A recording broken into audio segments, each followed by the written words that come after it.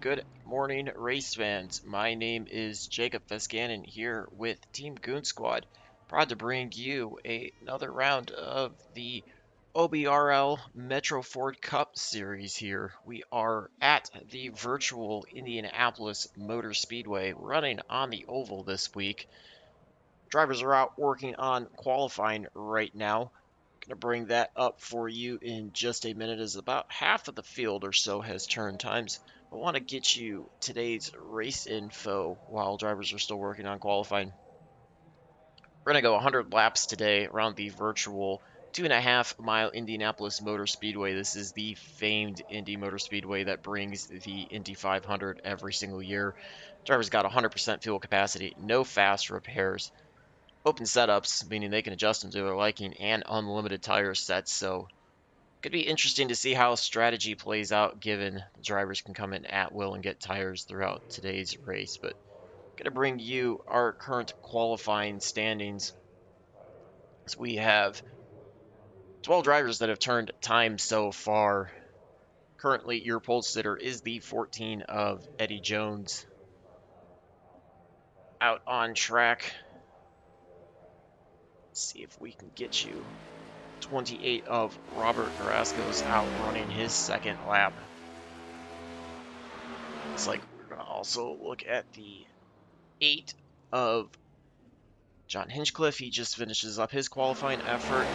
30 of Greg McDaniel working on his second lap. Currently sitting 7th on the grid right now. Last time by a 53.49 puts him just about 0.3 of a second off of your pole sitter, Eddie Jones. Eddie Jones sitting on the pole with a 53.17. See what McDaniel can do on his second lap. He works his way through the short chute in between turn 3 and 4. Taking it around turn 4 right now. As he works his way off of turn 4 onto the front stretch. See what he'll come across the line this time with second lap. Second lap puts him on the pole with a 53.15. So he bests Eddie Jones and Michael Watts to take himself all the way up to the top of your leaderboard for qualifying. Got the 18 of Patrick Mulligan working his second lap. First time by, put himself 13th on the grid with a 53.78. We'll see if he can best that lap.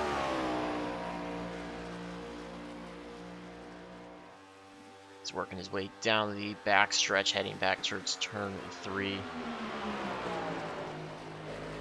Still got about 9 drivers left to turn in time today, as we've got a 24-car field for you.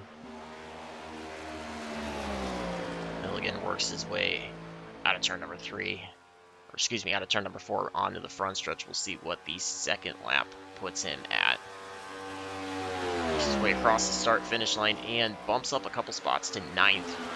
So about 2/10, runs a 53.58. All the drivers so far on the track right now. As soon as anybody jumps on the track, we will get you coverage of their qualifying laps. Not sure if anybody else is going to turn a time in, as we've only got about a minute and a half to 2 minutes or so left of qualifying. It'd be pretty tough for anybody that's not already on the track right now to turn a time, so we may be having some drivers elect to not take their qualifying laps, take a provisional start towards the back of the field. Just keep it here on Mulligan as he works his way around the track. But again, 15 drivers so far turned in times. It's a 24 car field for today, so nobody else out there. Again, if we get anybody else out there, we will certainly get coverage of them for you, but it'd be hard pressed to find anybody else getting out in time to be able to turn in anything for today. I want to appreciate everybody tuned in, everybody that tunes in every week for this series. We greatly appreciate you all tuning in. Gotta appreciate all the sponsors that are on board for today as well. Again, Metro Ford, Dr. Amy, a lot of great sponsors that have jumped on to support this series, keep it running all season long. Certainly, series couldn't do it without them, so we thank them. Kimball.net. Appreciate everybody that is on board. And again, appreciate all the fans tuned in. Feel free to give a shout. Let us know who you're pulling for today. Love to pass that along to the drivers. A lot of drivers will be watching this either while they're in their cockpits or will be going back, checking it out post-race. So love to see messages in the chat, shows of support. We love to have you guys on board as well.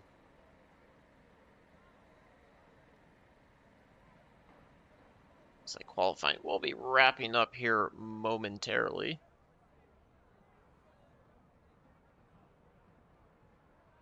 Drivers just a couple more minutes, and looks like it is over. So we've got our 24 car grid. We're going to take a minute to give the drivers a chance to get out onto the front stretch where they get gridded up, and we will run through our starting grid, get you a full field rundown for today's race. Starting on the pole is going to be the 30 of Greg McDaniel. He's in the Kimball 900 Global machine. Eddie Jones in the 14 machine for Last Ditch Racing starting in second. Michael Watts, 84 Ricochet Racing machine, finds himself in the inside of row number 2. Outside of him is Brian Lindsay. And the other Last Ditch Racing entry, the 24 machine, starts fourth. John Hinchcliffe in the 8 for Half Throttle Racing finds himself in the inside of row 3. And unaffiliated with last place, Steve Thompson, the 67, finds himself outside of row 3. Lloyd Moore in the 26 machine from New England starting 7th, and Larry Corey in the 17 starting in 8th. Patrick Milliken in the Metro Ford machine finds himself starting 9th, and Al Turner, part of Turner Motorsports in the 76 machine, starting in 10th. Mike Schrader from Carolina finds himself inside of row number 6 in the 4 machine. Outside of him is going to be the 37, driven by Jonathan Green of Green Motorsports. Back through the field, we've got Brian Lynch in the Hooters Wolfpack Racing machine, car number 9 starting 13th. Robert Garisco, 28 Last Ditch Racing machine, starting 14th. Jeff Miller hailing out of Carolina, starting 15th in the 68 machine. Donnie Sanders in the 101 machine starts 16th. Ken Huff in the 46 machine starts on the inside of row 9. And Chris Walsh in the 63 machine starts outside of him in 18th.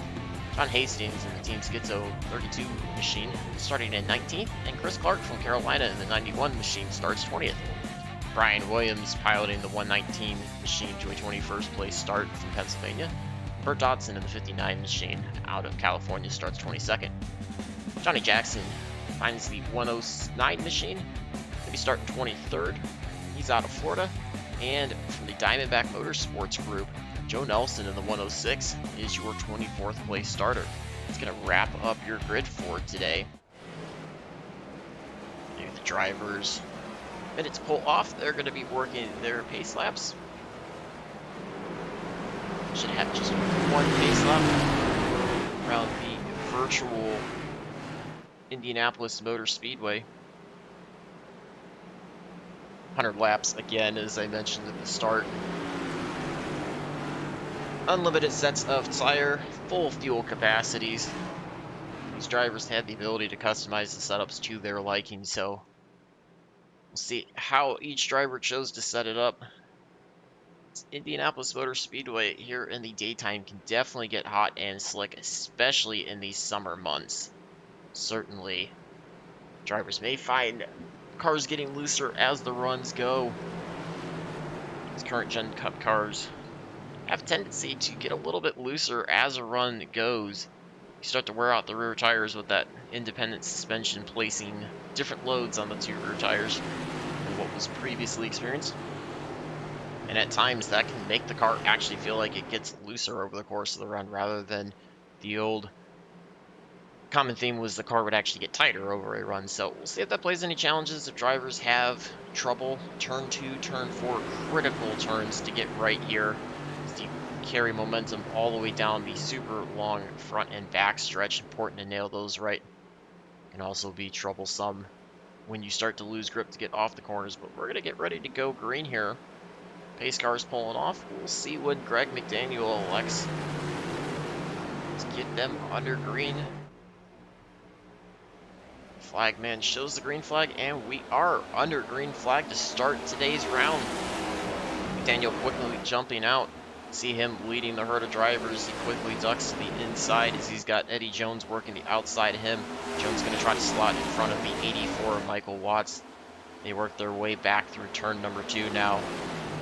Work out of turn number 2 onto the front, or the back stretch, excuse me. Eddie Jones getting a decent sized run as they work their way down the back stretch. Looks like your front 8 or 9 all electing to run side by side as we work our way down into turn number 3 for the first time.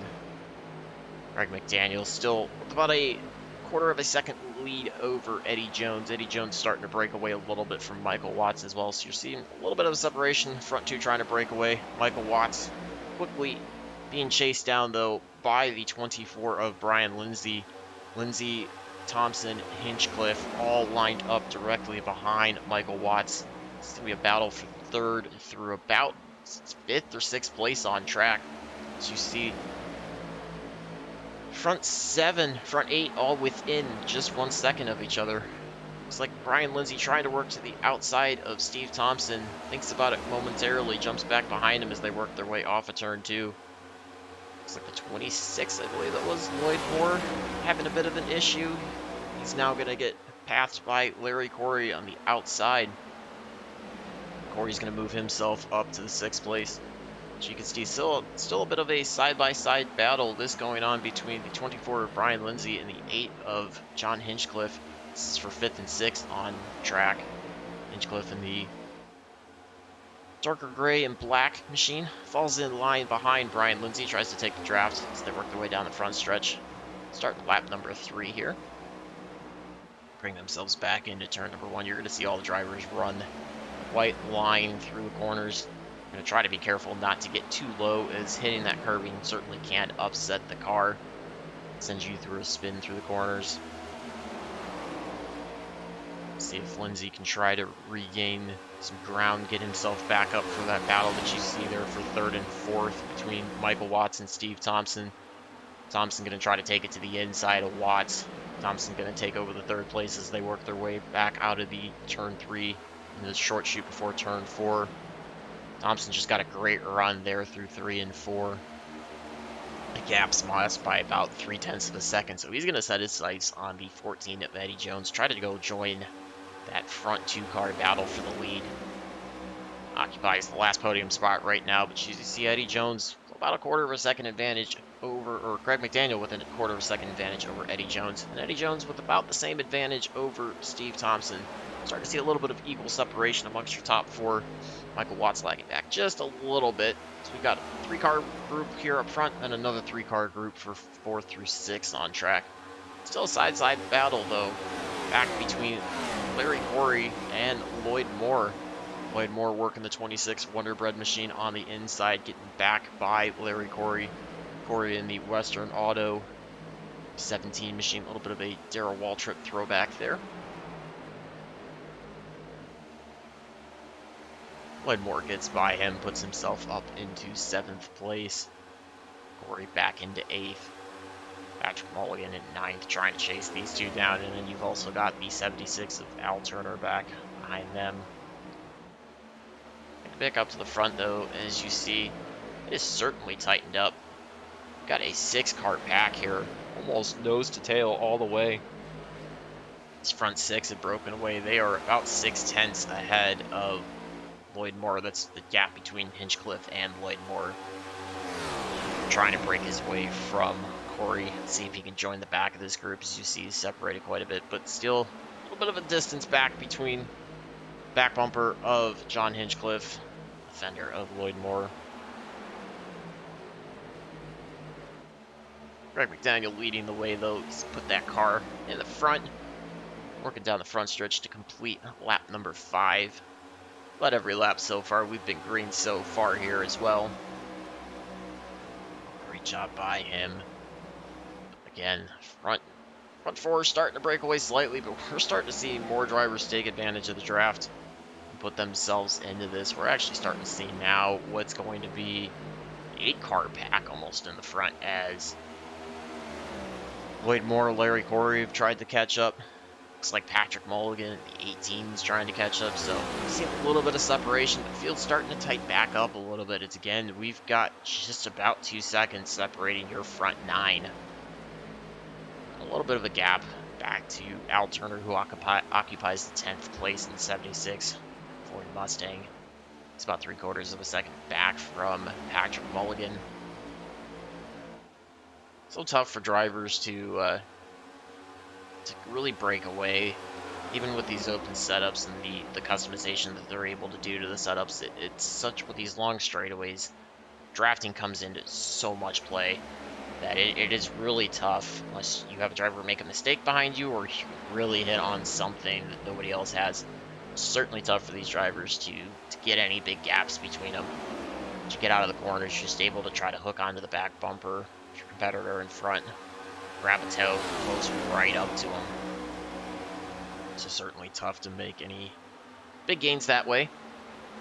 Looks like John Hinchcliffe taking the 8 machine back by 24 Brian Lindsay, works side by side through the backstretch, completed the pass going through turn number 3, so finds himself now in the 5th place spot.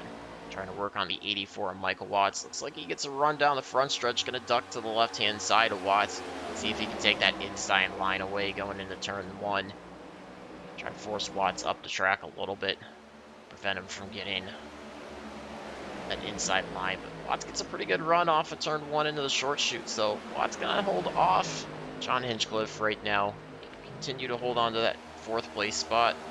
See that outside line get a little bit of a good run for Watts. He was able to power off at turn 1, pull ahead, short shoot before he got into turn 2. Certainly something you're going to have to keep an eye on, is that does unfortunately wear the right side tires, right front especially. So drivers going to have to watch how carefully they do that. Don't want to do that too often and end up finding yourself a premature tire where it's starting to fall off more than your competitors, but certainly not a bad move by any means. Heat of the battle. There looks like Hinchcliffe's starting to break away a little bit from Lindsay. Let's see if Hinchcliffe can mount another charge back at Michael Watts. Continue to work their way out of turn number 2 back onto the backstretch here on lap number 9. Drivers already starting to see roughly about 6/10 or so, 6 to 7/10 a second of lap fall off from their fastest lap. So certainly I would expect if we get a caution at some point soon, the drivers are going to be coming in. Grab tires, as there's substantial fall off that does happen here, but it'll be interesting to say the least. We're going to go back through the field though. It's got a little bit of a battle forming between the 28 of Robert Carisco, 63 of Chris Walsh. You see Carisco in the Crisco Ford Mustang, Walsh in the Jim Beam Chevy Camaro. He's going to try to work to the inside. Oh, Carisco goes hard into turn 1. Looks like he just overshot it, locked up the rear tire slides, or the right front slides all the way up the track, makes contact with the outside retaining wall. Looks like a little bit of right front damage. Hopefully he didn't bend anything, but this is the benefit to these current gen cup cars now. The composite bodies do allow you to bounce off the wall a little bit, not sustain too bad of damage, continue going on. See if he incurred any suspension damage that might throw him off, but that bumps him back to 15th. Chris Walsh able to take over the 13th place spot. We're going to go back a little bit further in the field as Jeff Miller in the 68 machine holds about a 3/10 advantage over the 91 of Chris Clark. Chris Clark, Mountain Dew Ford Mustang, was making time on Jeff Miller, trying to contend to move himself up another spot. Started 20th, up to 19th. Clark trying to see if he can find another spot here. So we're still very early on. Looks like Carrasco does have issues. So Carrasco in the 28, your first victim of overdriven corner entry, finds himself heading onto pit road.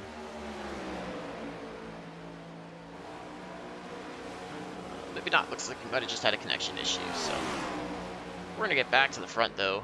This field again is tightened up. You see front six trying to find about equal separation. They're all right around a 1/10 and a half or so apart from each other. A little bit of a gap back to Lloyd Moore, Patrick Mulligan, but those two also trying to join into this. Front two trying to break away, so you see a little bit of a 2-car breakaway from the lead and a 4-car group there. Again, don't count out Lloyd Moore and Patrick Mulligan. They're certainly inserting themselves into this battle. About 3/4 of a second back to the 9th place machine, Donnie Sanders. Donnie Sanders in the 101 machine, up 7 spots. Started 16th today, finds himself in the 9th place spot early on today's event. Good job by everybody, though. We've stayed green so far through the 11 laps we've completed, working lap number 12 here. Drivers work their way out of turn number 3 into the short chute, coming back into turn number 4. You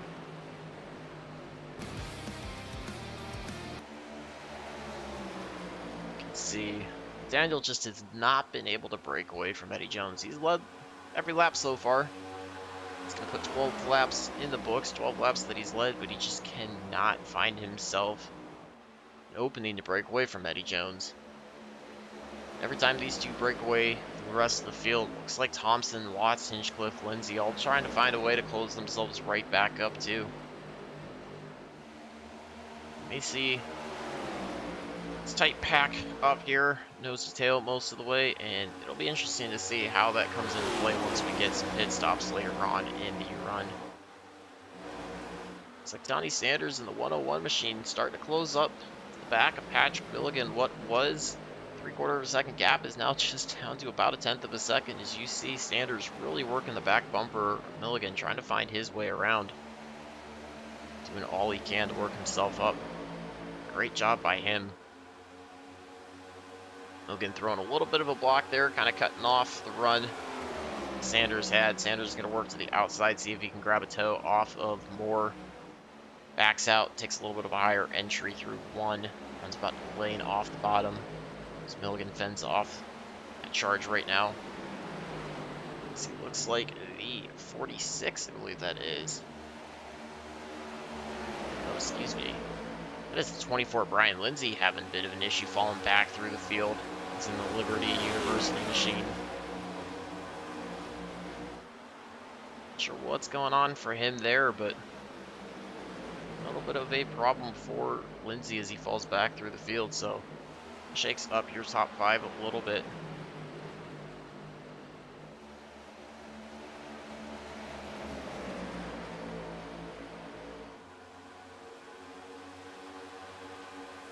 You see Donnie Sanders trying to work all over the back of Brian Lindsay. Still trying to get himself up a spot as he continues to hold down that 9th place. That's also allowing the 76 of Al Turner to close up. Al Turner's got his gap now down to out 4/10 of a second back off of Donnie Sanders. Working lap 15 here. As Lindsay, Sanders work their way onto the backstretch off turn number 2.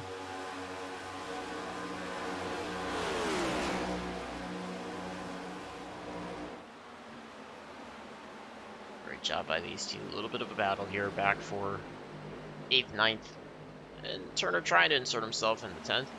It's like Mulligan and Lloyd Moore are going side by side just ahead. That's for 6th and 7th. Moore working the inside line onto the front stretch. Mulligan on the outside line. Let's see what Lindsay, Sanders, and Turner are going to do. Is they're all going to draft behind Mulligan, so that's going to freight train Lloyd Moore. Quickly puts Lloyd Moore all the way from 7th place back to 10th. So a little bit of a battle going on back here, back half of the top 10 as we work lap 16. That's allowed the front 5 to pull away substantially. You see, we do have a change for the lead. Eddie Jones taking over the lead. Steve Thompson moving himself up to 2nd. Greg McDaniel falling back to 3rd. Trying to keep it here on the front 5 as they have separated themselves out quite a bit from 6th through 10th on track. It's almost a full 2.5 seconds now, so where we had a tight pack up at the front, we no longer do. We're starting to see some separation too, even in the top 5 as Hinchcliffe kind of losing the gap a little bit, kind of falling off the back end of this run. Got 1st through 4th pretty much evenly separated, all about 0.2 of a second apart from each other.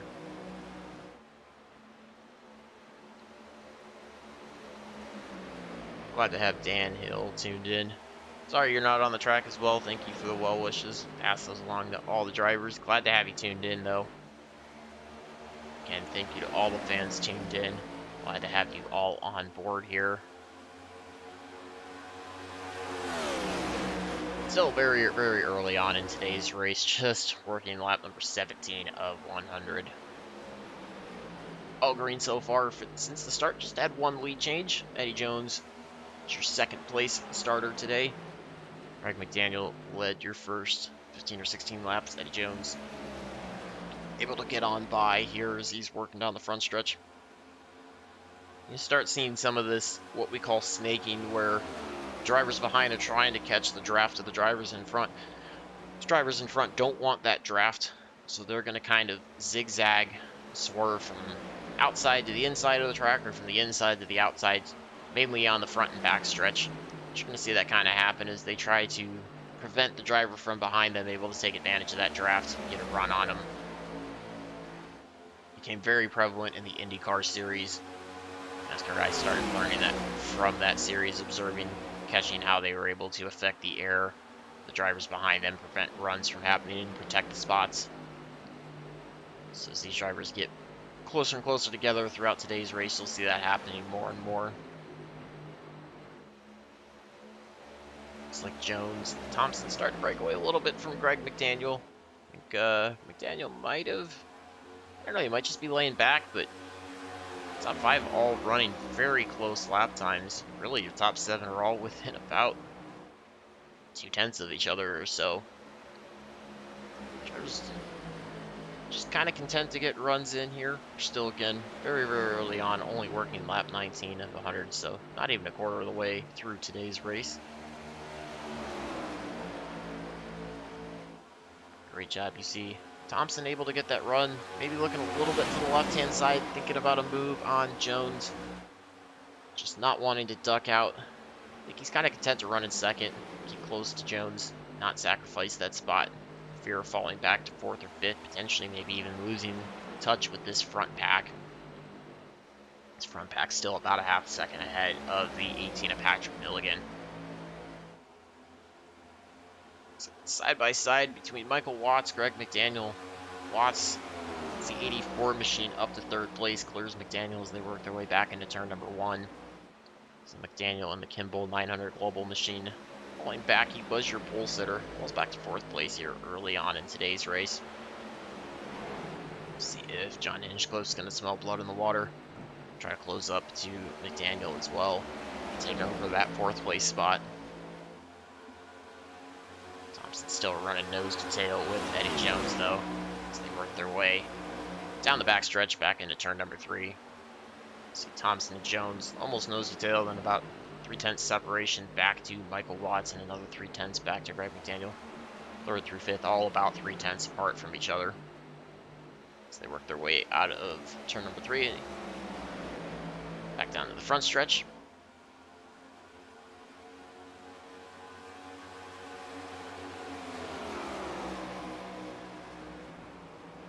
We got 20 laps down, 80 to go. We're about 1/5 of the way through today's race.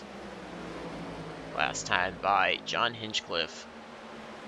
About 1/10 of a second or so faster than Greg McDaniel. So Hinchcliffe going to be putting the pressure on relatively soon. See if he can continue that once he gets closer. Looks like he got a little loose off of turn 2, maybe possibly grab the wall. If he did, it was a very, very light brush, not causing any issues at all. It did cause him to fall back a little bit, as Daniel's now about 4/10 ahead of Hinchcliffe. Go back in the field, though, as we got a battle between Brian Lindsay, Donnie Sanders. This is for 7th and 8th, so Sanders is able to work his way up. See if Sanders can try to mount another charge as they work back onto the front stretch, try to catch the draft. Brian Lindsay, we get a run to the inside, find himself the advantage going into turn 1, just not quite able to do it. Got a quarter of a second back. That's about 2 car lengths on track as they work their way out of turn number 1 into the short chute. Looks like we're seeing a couple drivers into pit road. 68 of Jeff Miller as well as the 91 of Chris Clark, all on the pit road. An eye on those stops. So those are planned stops, or for a little bit of an extended stay. There's some damage that might have happened.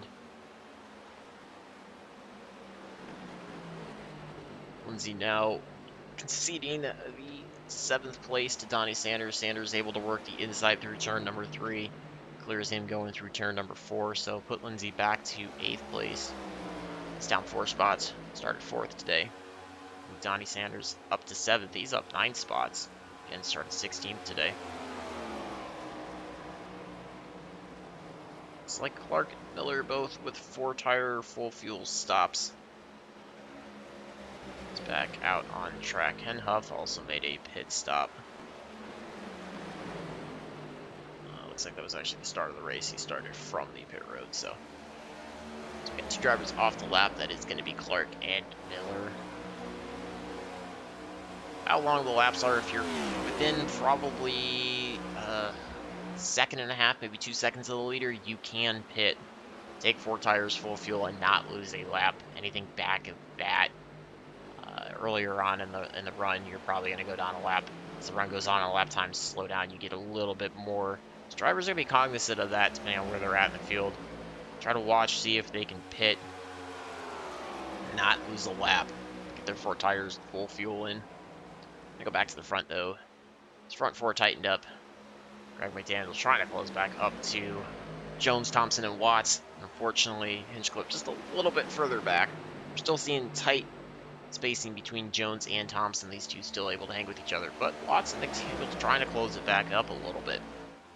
We've got just a second separating your top 5.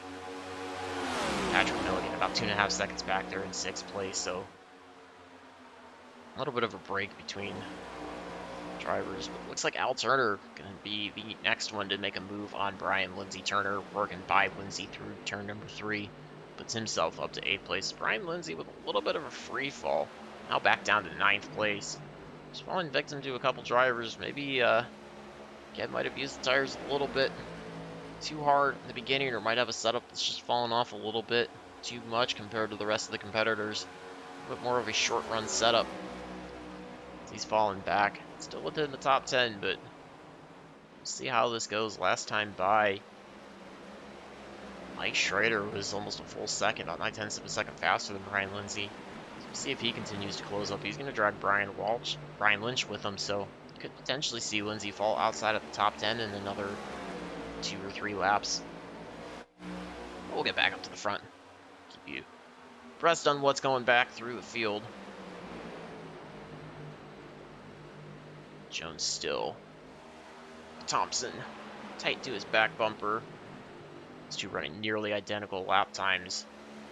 Again, top 5 really only separated by about 1/10 of a second on track the last time by. It's very competitive racing at the front as we work lap number 26 of 100. Quarter of the way through today's race. All green so far.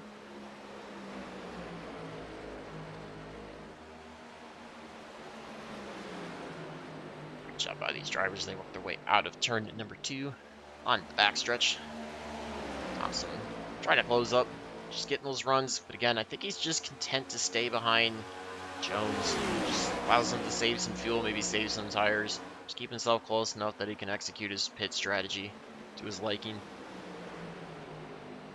You see him ducking to the left every once in a while on the straightaways. I think he's likely doing that just to get a little bit of fresh air over top of that nose, maybe help regulate the water temps a little bit. If you stay behind somebody for too long without much clean airflow over your front grille area, definitely can overheat the water temps, send the engine possibly for an early expiration date, end your race early, end up back on the hauler. Rules have changed. Drivers are not allowed to add any tape to the front grille to cover that up to help aerodynamic performance. So full grille openings do allow a little bit more drafting than what was commonly used before. However, you still have to find some fresh air over those grills to keep those cars cool. Past that, through the front opening into the radiator, cool the water temp for these drivers. So you see that on occasion out of these drivers. It's like the front four now have broken away. Greg McDaniel about 3/4 of a second ahead of the 8 of John Hinchcliffe. Hinchcliffe losing the toe a little bit. We're starting to see a little bit of a separation between Jones and Thompson, but Thompson again, I'm sure, just kind of managing the race as we work lap number 28 here.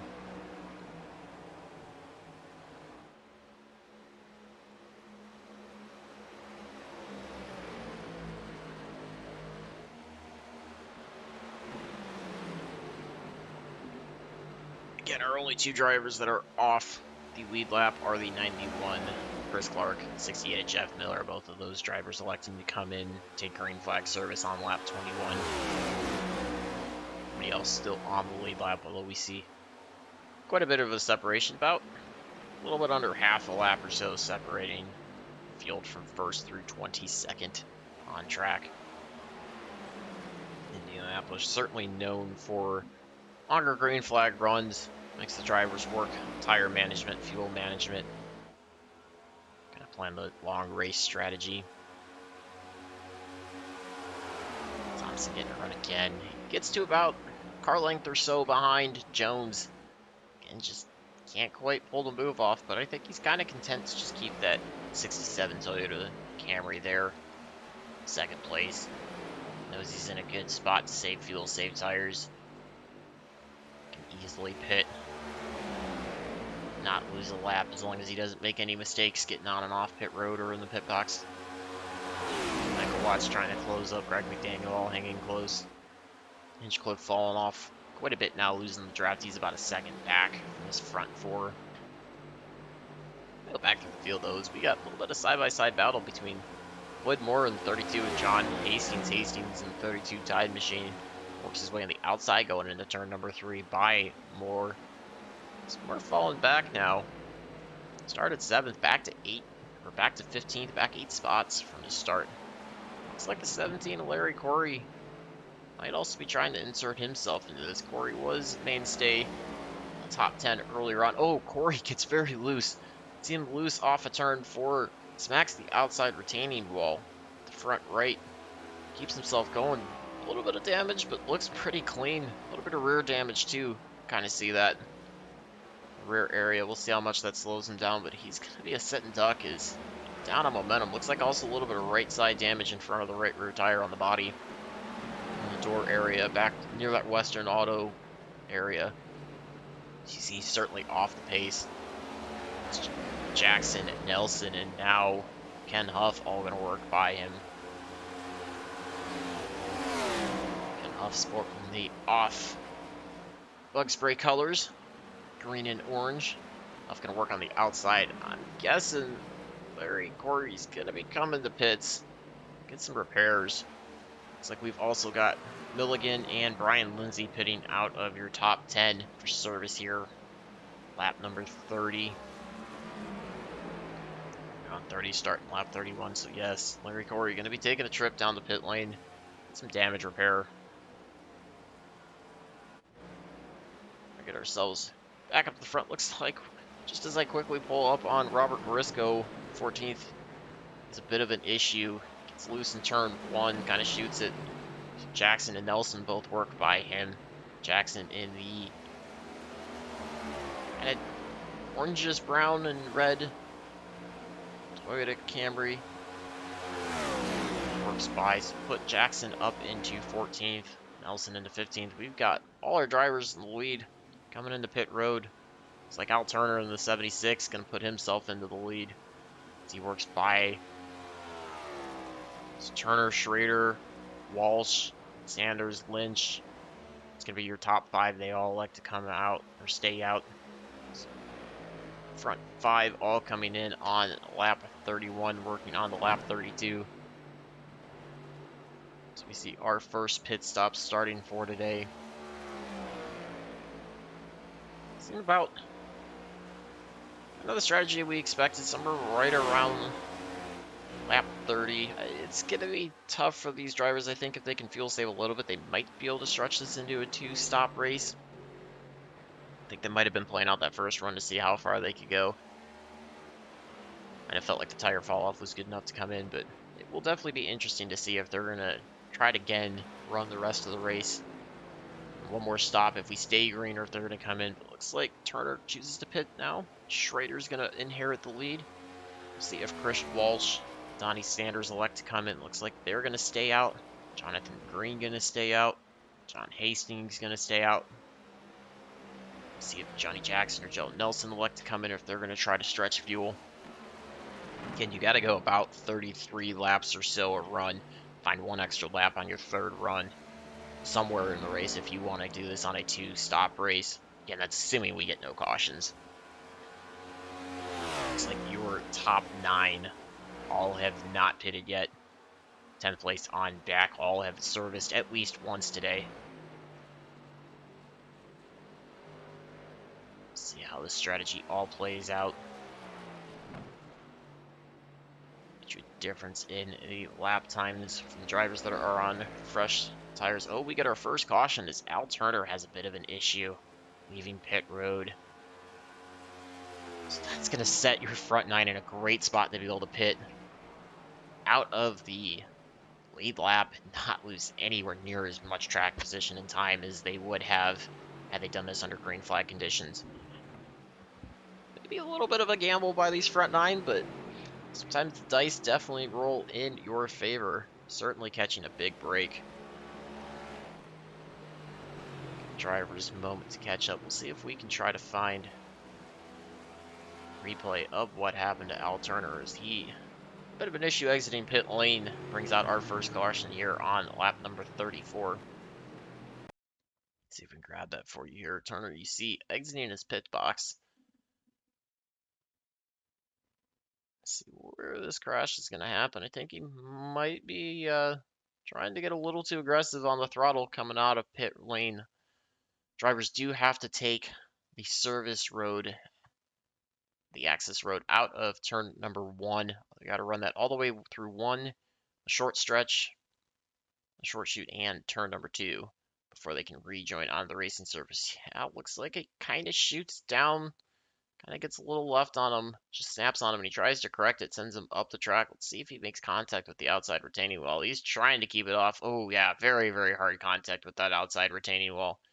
Substantial front damage, bending, snap in the right front steering arm knuckle region, parks him there, so that certainly is going to bring out the caution. He takes the tow back to pit road. So those cold tires, when you try to get on the throttle too hard, definitely can bring the car around on you. But now you see your front 9 all coming on the pit road. You might see a couple other drivers that pitted early, possibly come in, top off on fuel, maybe even take a fresh set of tires while you're at it, since they have unlimited sets.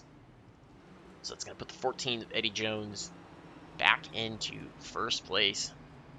Steve Thompson right behind him. Patrick Mulligan finds himself jumping quite a few drivers. Was running 6th place before all the green flag pit stops started. Finds himself now into 3rd place, so certainly executed that well. You can see the 119 of Brian Williams just ahead of these drivers. I believe he will likely get waved around the pace car before we go back to green flag racing. Put him on the tail end of the lead lap.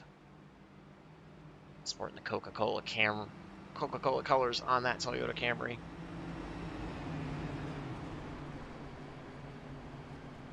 Give everybody a minute to sort out, come off of pit road, and then I'll get you a rundown of where everybody's at, what your pit cycles look like. So we again work our first caution here on lap number 35. today's race.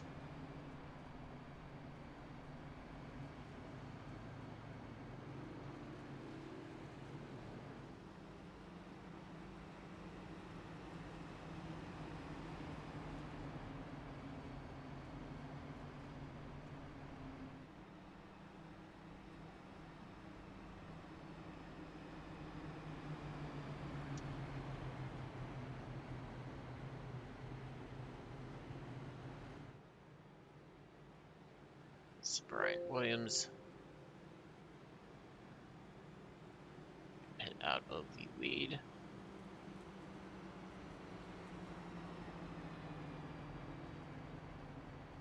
Driver's gonna get double filed back up. Alright, so what you've got for strategy, your front 7 all pitted prior to the caution coming out. 8th on back, everybody has seen pit road. Turner, unfortunately, looks like he is scored out of today's race with that damage. He finds himself one of the drivers that pitted right before it. Everybody else basically pitting either on the lap the caution came out or came in under this caution. Again, that's from 8th place on back. Your top 5 when we go back to green are going to be Eddie Jones, Steve Thompson, Patrick Mulligan, Greg McDaniel, and John Hinchcliffe.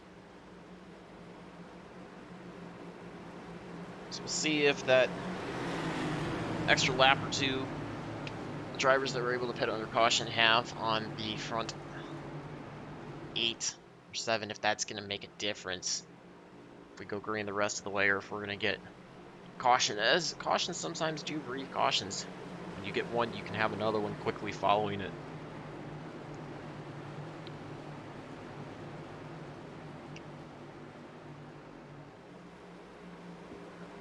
This car is going to be working through turn 4, and we'll be taking the left-hand turn down pit road. This time by unleashing the drivers back. Green flag racing.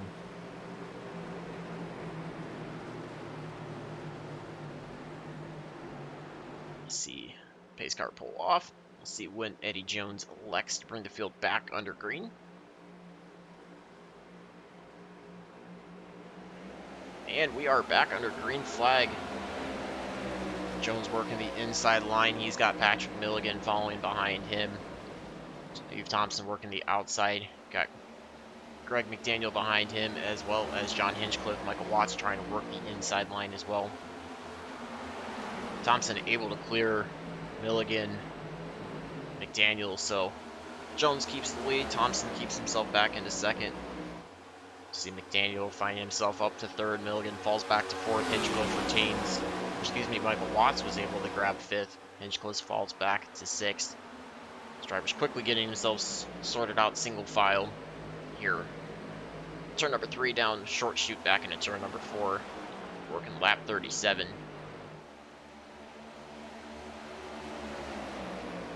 Potentially help some of these drivers if they want to fuel save. Drivers that are able to come in under the caution. Potentially turn this into a one-stop race the rest of the race. See if Thompson wants to get any more aggressive this time. Maybe try to contend with Jones, take that lead away from him if he gets those runs down the straightaways, if he's going to contend to stay in 2nd. Execute the same strategies we saw in the first run before that caution. See Jones continuing to command the field. Finds himself back in being pitted just before that caution came out.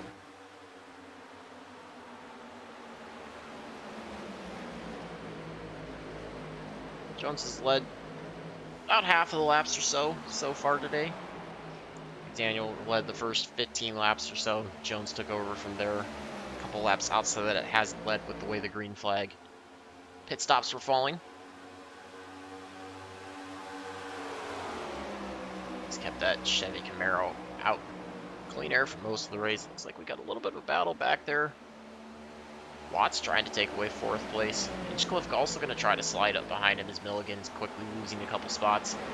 Ball's now for a battle between 5th and 6th. Hinchcliffe takes away the 5th spot, so Mulligan now starting to get shuffled out, get what we call freight train, where you get in a non-preferred line. Drivers all start to get runs, try to keep you in that lane, outside lane here. He's able to clear in front of Donnie Sanders, so minimizes the damage, but it's a little bit of a late entry into turn 3, maybe a little bit wider. Sanders trying to take a look to the inside as they go back into turn 4. Sanders just not quite able to get a close enough run to get to the inside of Mulligan. He's certainly letting them know that he's here. He wants to take that 109 interstate batteries machine up another spot.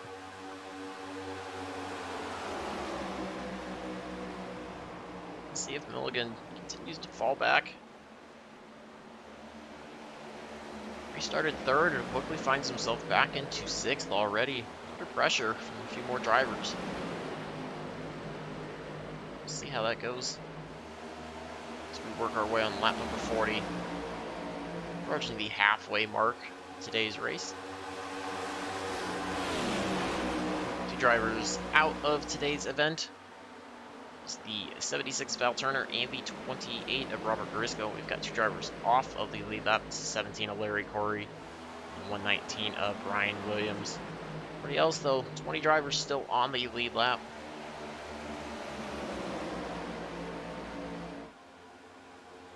The field's starting to tighten back up again. Eddie Jones leads the lead pack across the start-finish line back into turn number 1 here on lap 41. Kind of seeing a very similar setup to what we saw in that first green flag run. Everybody just kind of content to run single file. The driver in front of them makes a bit of a mistake, or if they catch a big boost of momentum, try to take advantage of that run, pick up a spot where they can, but really don't want to make themselves too vulnerable and lose too many spots either. See Donnie Sanders trying to size up another run. Patrick Mulligan, like he was starting to look to the inside down the backstretch. Just not able to close up though going into turn number 3. Catches a little bit of run out of turn number 3 down the short chute, but still just not able to find enough position to get himself to the inside. Start working on a pass. Mulligan, you can see he's going to attempt the same thing. Gets a run down the front stretch, quickly looks to the left, tucks back in though. As Mulligan kind of moves a little bit to break that draft. Some great battles here though. And if it looks single file, there's a lot of chess match and mental games going on with these drivers right now. Trying to see if they can pick up a spot risk-free, not open themselves up too much. Looks like Mulligan takes a little bit of a high line through turn 2 this time. That's going to allow Donnie Sanders to try to work alongside of him down the backstretch. See if he can finally make a move to the inside of Mulligan. They go back into turn number 3. Mulligan's going to take the high lane, works about 2 lanes up off the bottom. Sanders is going to work to the bottom through turn 3. Let's see who is the advantage coming through the short chute. Looks like Mulligan with a slight advantage as they go back into turn number 4, but Mulligan again are going to run the middle of the tracks. It's going to give Sanders a bit of an advantage down the front stretch as he works his way not quite clear, and he does pull in front of him. So Donnie Sanders finally able to complete the pass on Mulligan, puts himself into 6th place. You can see Brian Lynch, the number 9 Hooters Chevy Camaro, trying to take advantage of that. Get a run to the inside of Mulligan, just not able to complete it. Kind of enters turn 1 a little high. That's allowing Lindsay to start taking a look at him. So again, drivers all going to try to work where they can find a little bit of momentum, or if a driver in front of them is going to make a mistake, see if they can capitalize on it. You see Lindsay ducking to the inside.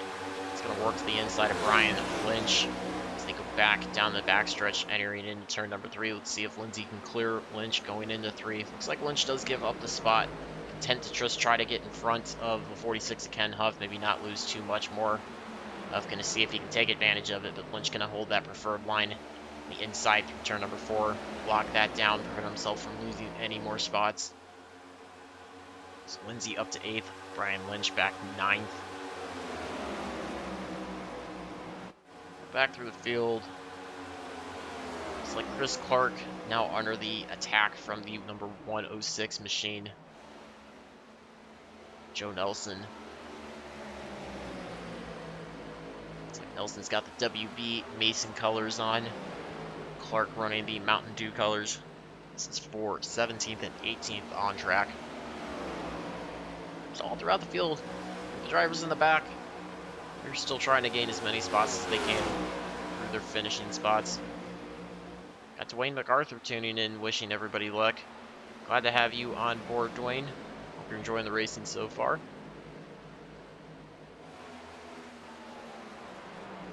Looks like Nelson was able to get by Chris Clark. Ryan Lynch falling back a little bit. Schrader trying to see if he can close up on him. Schrader in the number 4 Busch Light Ford Mustang. Behind them, Jonathan Green, Ken Huff going for a bit of a battle. So Huff falling back a couple spots. Ruz running 10th. Lap ago, falling back through the field. As well Schrader and Jonathan Green able to work by Mike. Ken Huff. Ken Huff still up 5 spots though. Started 17, finds himself in 12th place. Still a positive gain.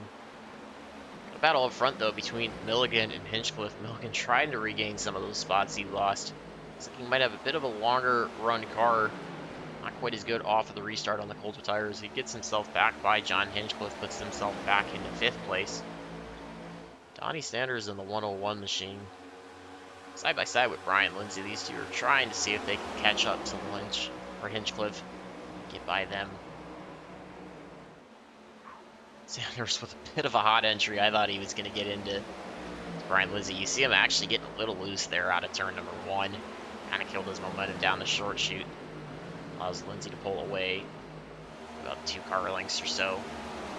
To work our way back on the backstretch here on lap number 46. And just 1 caution coming out on lap 33 of today's race. In green ever since the restart.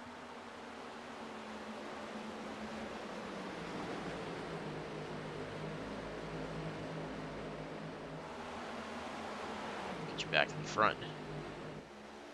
Front 9 drivers are all within a second of a half of each other. So again, saw a little bit of a separation on that first run where your front 5 or so were able to, 4 or 5 were able to start breaking away. But just seen a setup to the beginning of the race where your top 10 are all pretty tightly packed together for the most part. So it's about 2 seconds from 1st to 11th. See if that separation starts to develop again. If we get a long green flag run. Drivers have made any adjustments under that last round of pit stops to help improve the performance of their car. Find some extra pace as this race moves on. Adjust to the changing track conditions, both on the rubber and the track temperature. Find what's going to make that balance perfect. To drive it at its capabilities, full length of the run.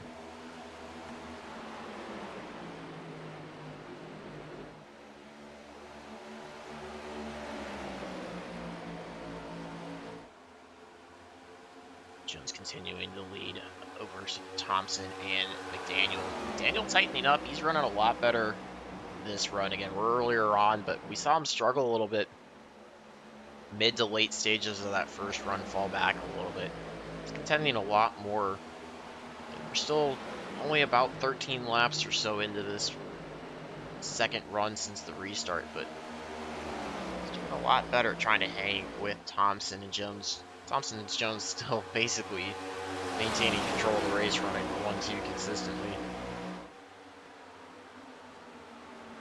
Work their way back into turn number 4. Excuse me, turn number 3.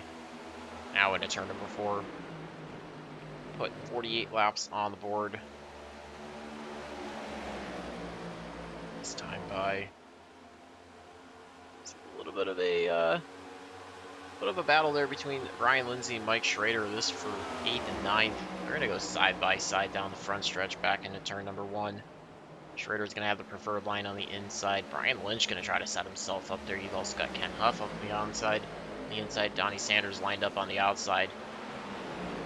Schrader with that Busch Light machine. Take advantage of it. Clears Brian Lindsay off turn number 2 down the backstretch. So Mike Schrader's up 3 spots from 11th place start into 8th. Brian Lindsay back to 9th. He struggled a little bit since falling back early on in that first run. Just never quite able to get the balance in the car right. Unfortunately, has fallen back a little bit further.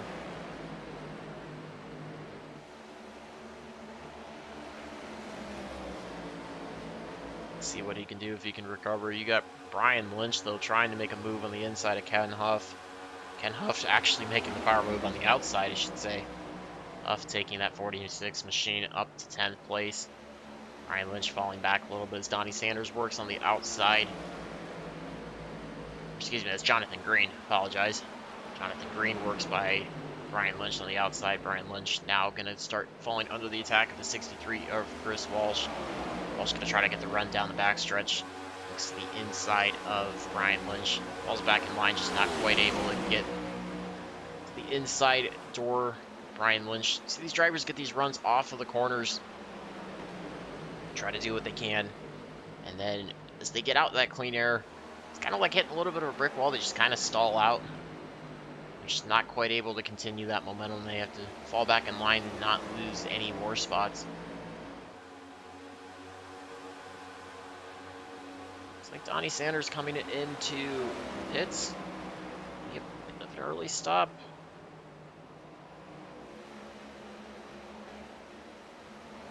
He's trying, possibly splitting it into equal thirds now.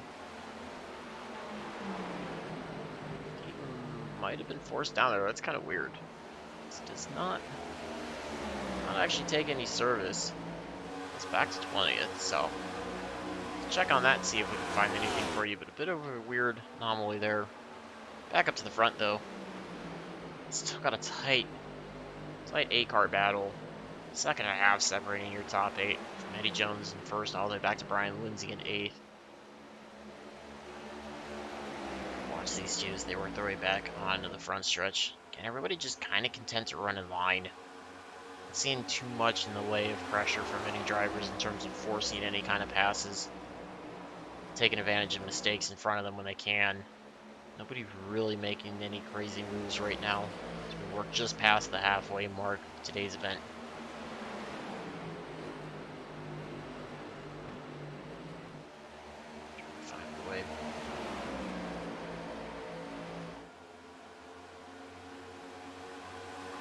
Waiting for cars to correct me. Apologies. Thought it was open setup. It is actually a fixed setup race. All the drivers under the same settings for the cars.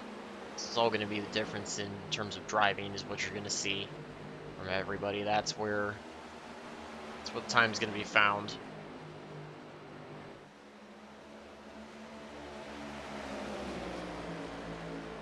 It's also going to make passing a little bit more difficult at times when everybody's running similar setups. Makes the cars even more equal. Does put the skill back into the driver's hands, though a little bit less on the mechanical side of it. Start to see a little bit of a breakaway as Patrick Mulligan falling off his front four.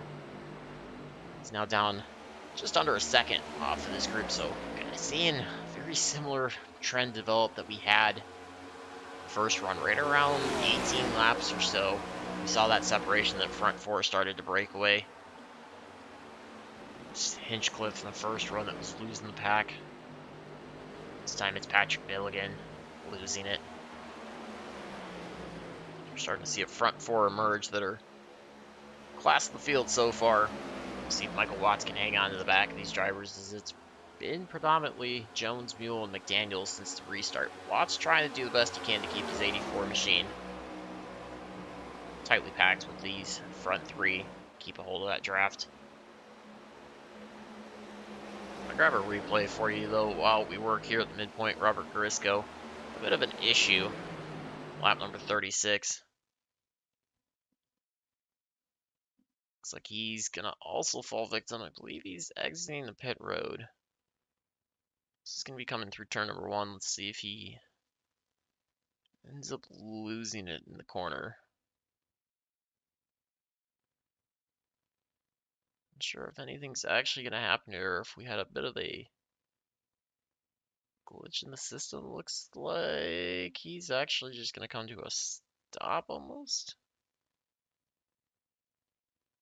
Yeah, just pulls it off on the side of the track, so not sure what the issue is for Garisco, but that happened a few laps ago. Just back to the front. Ken Jones continuing to work himself in the lead. Thompson, McDaniel, and Watts, though, all pretty tightly spaced. Mulligan has Hinchcliffe in tow. Thompson going to look for the first move this time. He's going to jump to the inside. We may see our first lead change between Thompson and Jones in quite a while. Watts also going to try to take advantage of that, grab the draft behind Thompson, see if he can get himself by Greg McDaniel. himself into at least third. He's also going to work on the inside. Eddie Jones. So potentially, Jones could fall back all the way to the third place before the end of this lap. It's going to allow Thompson to break away to about a half-second lead. So Watts does put himself all the way up to second, taking advantage of Jones and McDaniel running that outside line. Jones back to third, McDaniel back to fourth. That's also brought up Mulligan, Hinchcliffe, and Schrader, as well as Brian Lindsay. So brings your 5th through 8th place cars back into this group. Thompson's gap now down to about 0.4 of a second. We'll see if that continues to fall, or if he's able to maintain a little bit of separation. Oh, we got a spin. Looks like Hinchcliffe, Brian Lindsay involved. Brian Lindsay, that's going to bring out our second caution. Lindsay making contact. Oh, 63. Chris Walsh, also the 37 of Jonathan Green, all getting involved in that. Grab you a replay of what happened as we quickly saw Lindsay sideways there on the middle of the backstretch. So we're going to get our second caution here on lap number 56. Got the Brian Lindsay machine, 63 of Chris Walsh, 37 of Jonathan Green, all involved. Not sure if John Hinchcliffe sustained any damage out of that, but at least 3 drivers involved here as we work our second caution just after the midway point. Grab a minute to get everybody sorted around, and then we will grab you a replay of what happened there.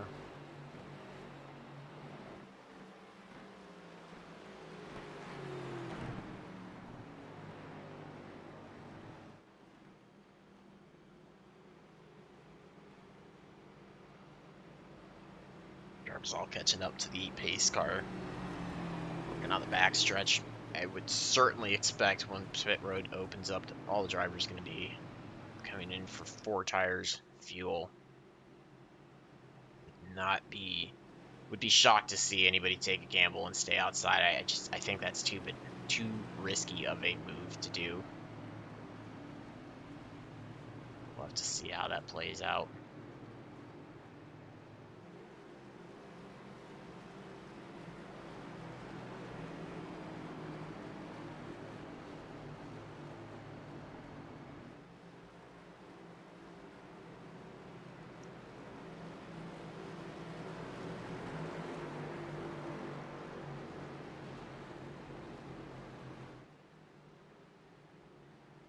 Yeah, it looks like a lot of drivers are all going to elect to come onto pit road. It's like Lloyd Moore in the 26 going to be your first one that wants to take a gamble, stay out. He's in under the last caution on lap 34. It's definitely going to be at a bit of a disadvantage in terms of the tire and the fuel, but might be banking on maybe a quick caution. It's like the 17 of Larry Corey going to get his lap back.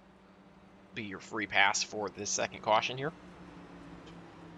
While everybody's on pit road, I'm going to grab you a replay of what brought out our second caution for today's race.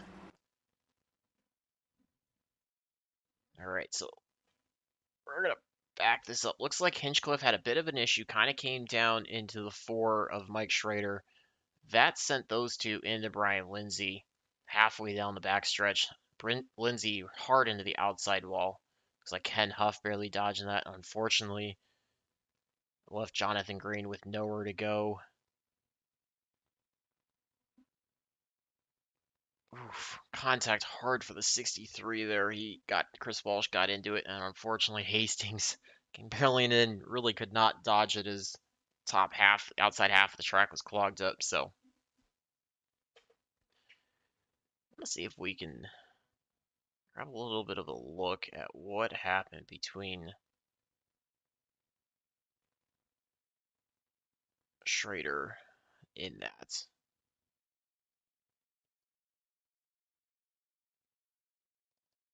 I'm going to pull this back just a little bit.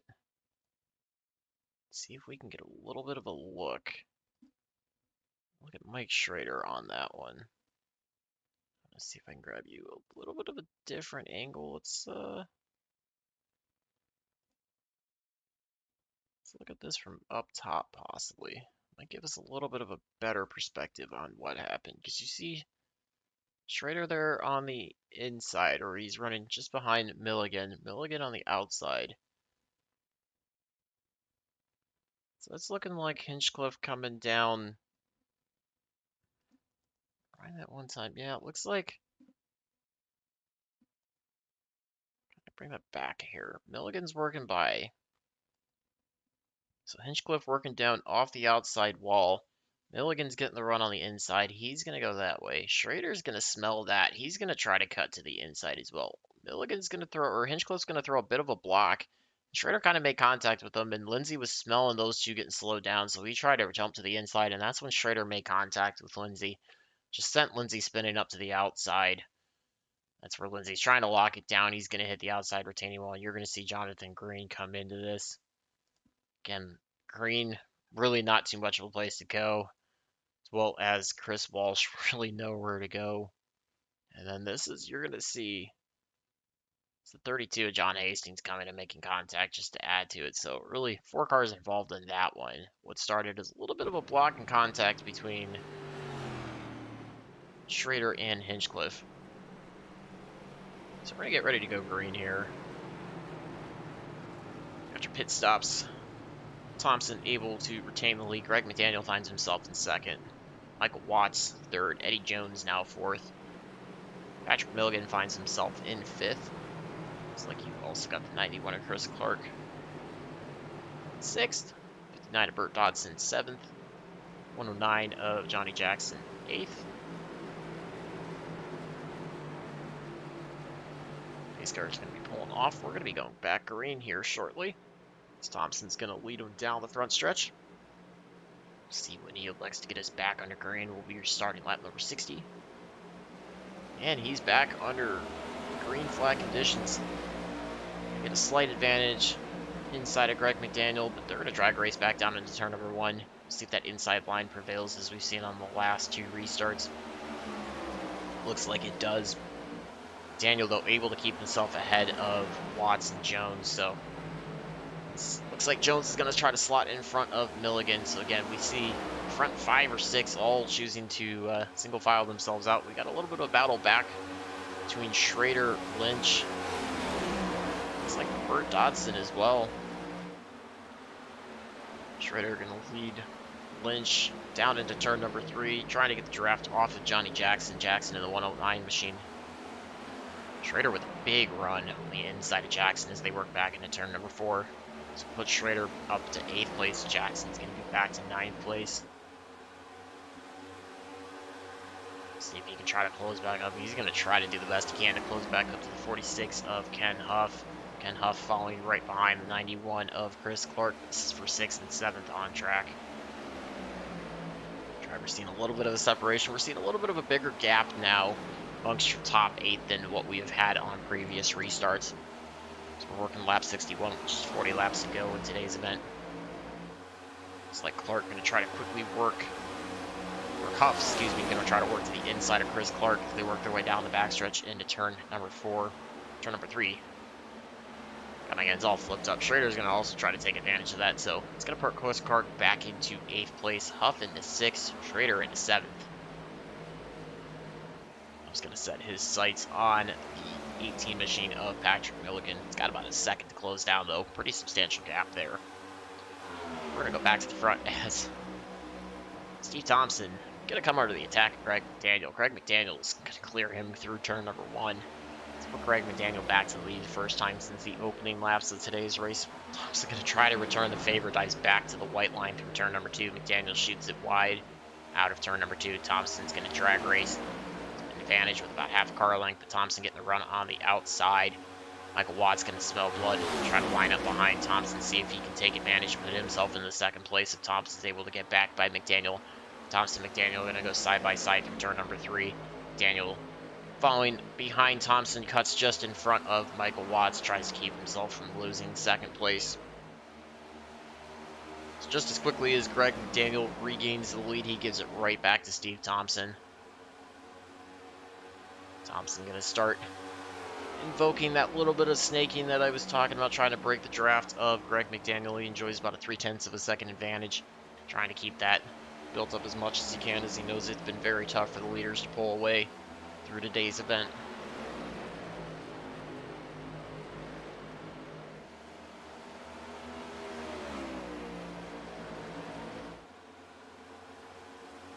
Glad to have everybody tuned in. Appreciate everybody in the chat leaving their feedback. Happenings of that last caution.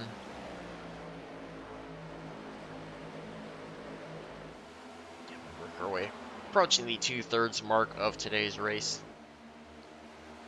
It's got a little bit of a way to go. Expected at least one more pit stop for everybody. See how that strategy continues to come into play.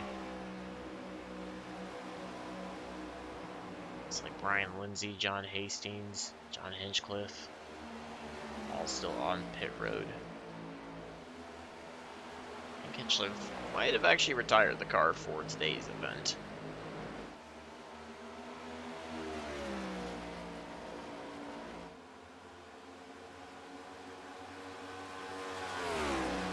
Thompson opening up the gap big time now, has about a 3/4 second gap over McDaniel, and there's about another 6.5 tenths between McDaniel and Watts. So for the first time, we're starting to see some separation up in the front three. We have not seen this all race long. Thompson enjoying a big lead. Daniel trying to close back up, but just a little bit too far out to try to use that draft. Last time by, Daniel's slightly faster, but only about half a tenth or so. So at that rate, it's going to take quite a few laps to try to close back up to Thompson. Michael Watts a little bit off the pace of these drivers, so he continues to fall back a little bit. We'll see if Eddie Jones, Mulligan, Ken Huff can all close up to Michael Watts, try to take advantage. Last time by, Greg McDaniel was your fastest car on the track, and he sets his fastest lap of the race. Not the fastest of the field, fastest lap for him personally. Keep it here. So Watts is going to quickly fall victim. 14 of Eddie Jones, the 18 of Patrick Mulligan, the 46 of Ken Huff. It's a battle for 3rd through 6th on track.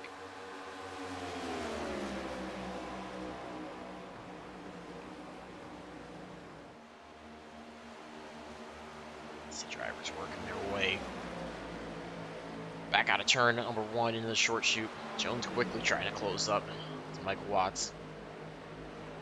Trying to take advantage of the draft as best as he can. Jones pulled away a little bit from Patrick Mulligan. Ken Huff. Let's see if he can get a run down the backstretch into turn number 3 on Watts.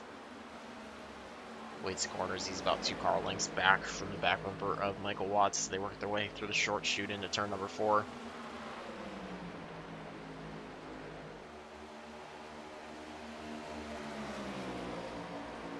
Steve Thompson opening up the gap a little bit on Greg McDaniel as well, has that up to about 6.5 tenths of a second.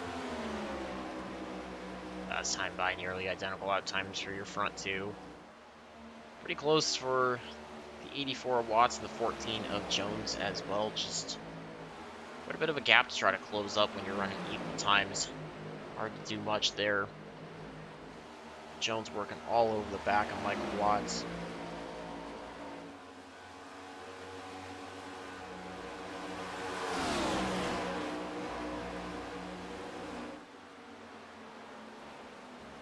Jones can get any better of a run. He can, again, we're kind of see this common thing where drivers can close up to about a car length or so, and then if the driver in front doesn't make too much of a mistake, it just stalls out. It's really tough for them to break that bubble off the back bumper of the car in front. Seen that theme kind of manifest itself the whole course of today's race. So we're working our last third now. Today's race here on lap number 68. It's definitely been a common thing we've seen throughout the entire field, not just in the front, not just in the back. It's kind of been all over the place.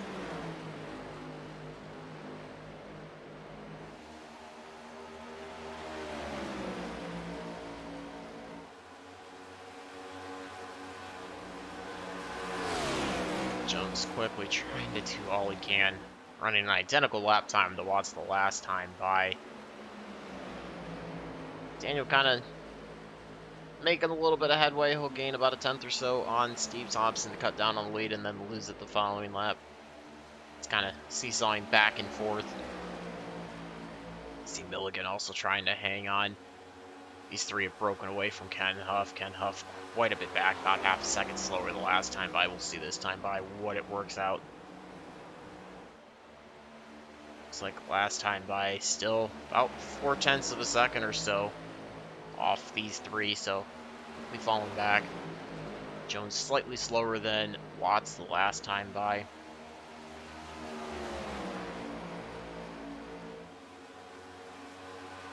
Last time by, Daniel again. A 1/10 of a second, almost a 1/10.5 slower than Thompson. So as I said, Daniel will close in a little bit, kind of lose it back again. So as long as that continues on, that bodes well for Steve Thompson. We all expect at least one more pit stop, potentially two out of the rest of these drivers. So we'll see what that's going to equate to for the rest of these drivers, how they want to plan that. Those drivers pitted with about 44 laps to go.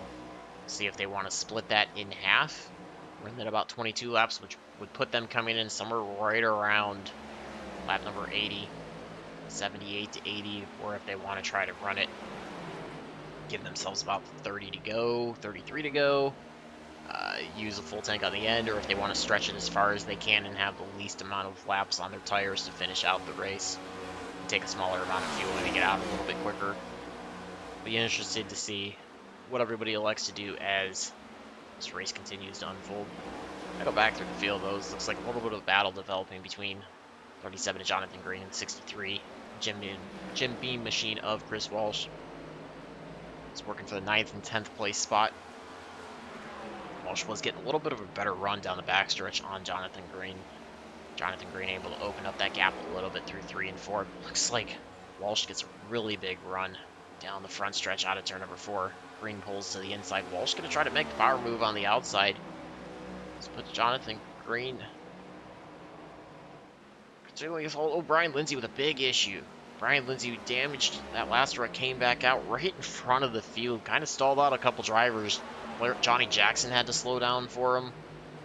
Allows a little bit of a separation there to develop. This brings 91 to Chris Clark. He's going to try to insert himself into this battle for top 10. As Clark's running just outside of it in 11th. Through that transition, that exchange, John Green still able to hang on to 9th place. Chris Walsh tried to make that move to the outside on the front stretch, just not quite able to complete that pass. See if he can catch another run. He's going to work the outside here. Out of turn number 4 onto the front stretch. Now he's going to elect to take the run to the inside line. Run kind of stalls out, falls back in the line, catches a little bit more of a draft, pulls back to the inside. See if he can get to the inside of Jonathan Green as they go back into turn number 1. Walsh is going to get to the inside. He's going to clear him as John Green goes way high through turn 1. So put Chris Walsh up to 9th as they work their way back into turn number 2 here on lap number 72. See if Chris Clark's going to try to smell blood in the water. Trying to get that by him. Looks like as quickly as Brian Lindsay came out of the pits, he's headed back into pits. A little bit more repair. A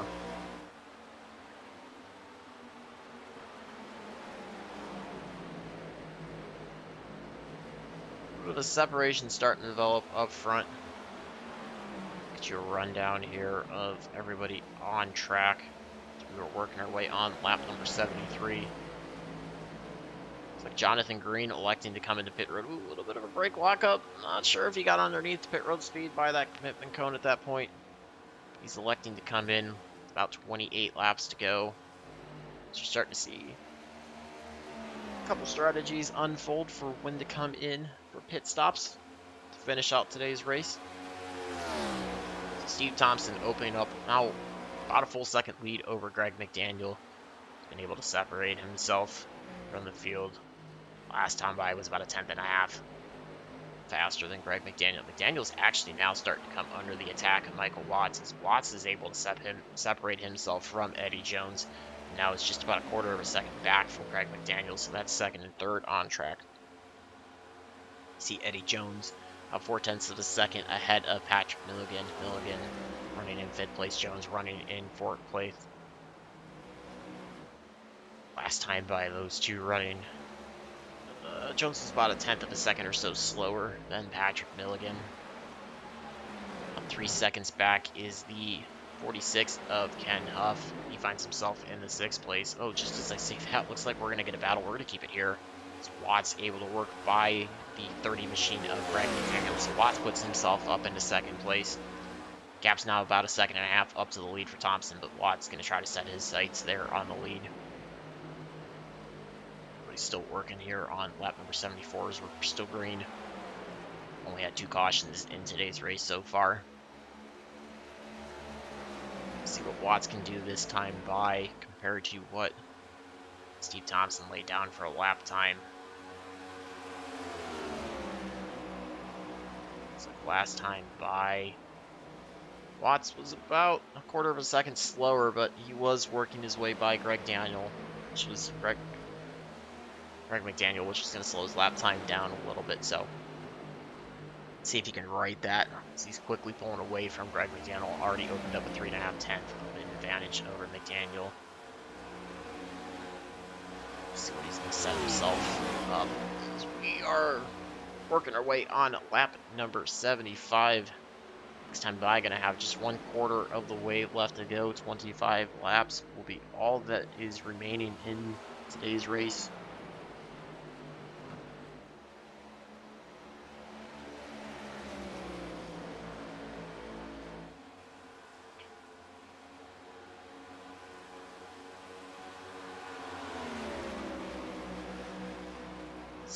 This time by, Thompson still about 1/4 second faster than Michael Watts, so Watts is going to have his hands full trying to close up himself into 2nd. McDaniel getting a little loose there off of turn 2, so we'll see how that plays out. Eddie Jones now trying to close up to Greg McDaniel, see if he can take over the 3rd and final podium spot. Has the gap down to about 0.2 seconds. Good for about a 1/4 or 1.25 car lengths on the track as they work their way out at turn number 3 into the short chute. Lone driver's going to go back to the inside line. Turn 4 looks like McDaniel taking just about a 1/2 lane higher through turn 4 compared to Jones. Jones going to get a big run down the front stretch. It's going to look to the inside of McDaniel. We're going to go side by side. Looks like Jones going to clear McDaniel before they even get into turn 1, so Jones getting a big run, really working his way down the front stretch, finds himself into 3rd place. See if Patrick Mulligan's going to take advantage of that. Mulligan's got nothing to worry about behind. He's got almost 4.5 seconds back to the 4 of Mike Schrader, so he can try to make a move on McDaniel. Not worry too much about somebody behind trying to take away his preferred line if it doesn't work out. See if he's going to set his sights there. McDaniel, as we working just 24 laps to go, as they're in the middle between turn 3 and 4.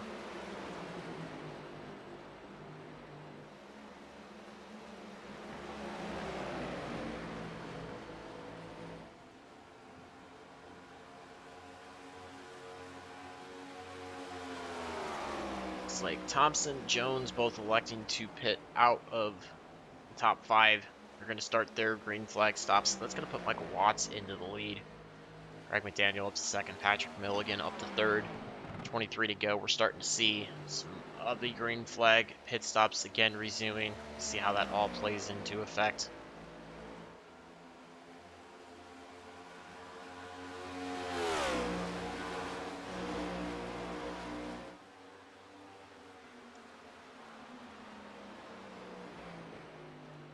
See if anybody else is going to elect to come in before too long, or if they're going to continue to stretch this as long as they can. Looks like Michael Watt's going to get on the brakes. He's going to try to come in for his pit stop. Eddie Jones or Greg McDaniel going to follow him, so Patrick Mulligan going to keep himself. He's going to inherit the lead here with just 22 to go. Looks like Mike Schrader also electing to stay out. Brian Lynch staying out. It's going to be your current top 3. Chris Walsh also staying out. 4th, Joe Nelson is going to stay out. That'll be your 5th place driver. Johnny Jackson out. There's Clark also out. So your front 7 all have not pitted yet. See if the 68 of Jeff Miller is going to elect to do the same. See the 26 of Lloyd Moore on fresher tires. only by a couple laps, but trying to work his way around Patrick Mulligan. Like more going to work on the outside through turn number 3. Oh, gets a little loose there on the exit of turn number 3. Really a bit of a scary moment for Mulligan. He's going to try to get more around him, I'm sure, as quickly as he can. And he's going to elect to come in now. So we'll see if Mike Schrader is going to come in. Schrader in. See what Brian Lynch does. Lynch going to come in. Everybody kind of getting their hands forced. Chris Walsh going to be your new leader as he's going to continue to stay out. We're going to work with just 21 laps to go. We'll be on lap number 80.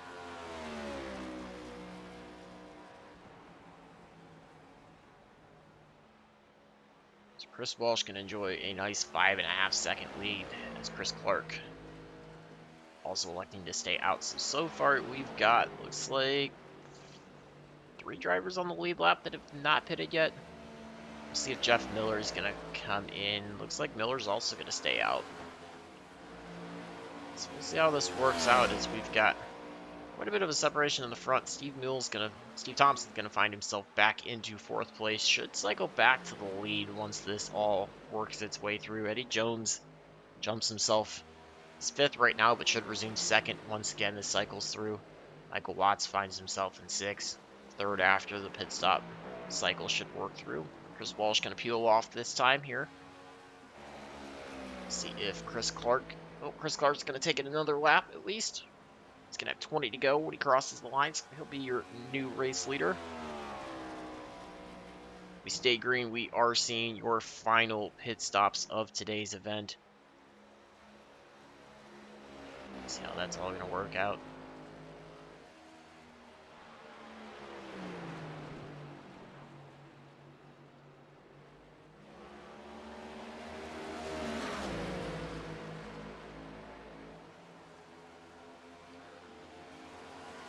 Some new drivers coming out of pit road. Fresh tires. Likely finding an advantage. So Clark and Jeff Miller in the 68 machine are your only 2 left to pit here on the lead lap. Let's see if these 2 are going to continue to stay on track or if they're going to look to come in soon. Looks like Clark's going to continue to take it another lap. Might be trying to run that tank dry. It'd be hard pressed to think he can go much more than maybe 10, 11 to go. Probably would be about the max that he can go if he's been doing well on saving. We could see everybody go right around 33 laps or so. So last pit on 57 should put him in somewhere right around 89 to 90. I think everybody tuned in today. Just a couple cautions, 1 multi-car incident, 1 single car incident. It's been a pretty clean and competitive race so far. We've seen a lot of single file racing, but a lot of drivers running really close to each other. Now we're starting to see some different pit strategies. See how that all works out. Looks like Clark's going to come in now. So we'll see Jeff Miller, if he's going to inherit the lead, continue to stay out, or if he's also going to pit this time off at turn number 4. Looks like he's going to stay out, put the 68 off machine into the lead.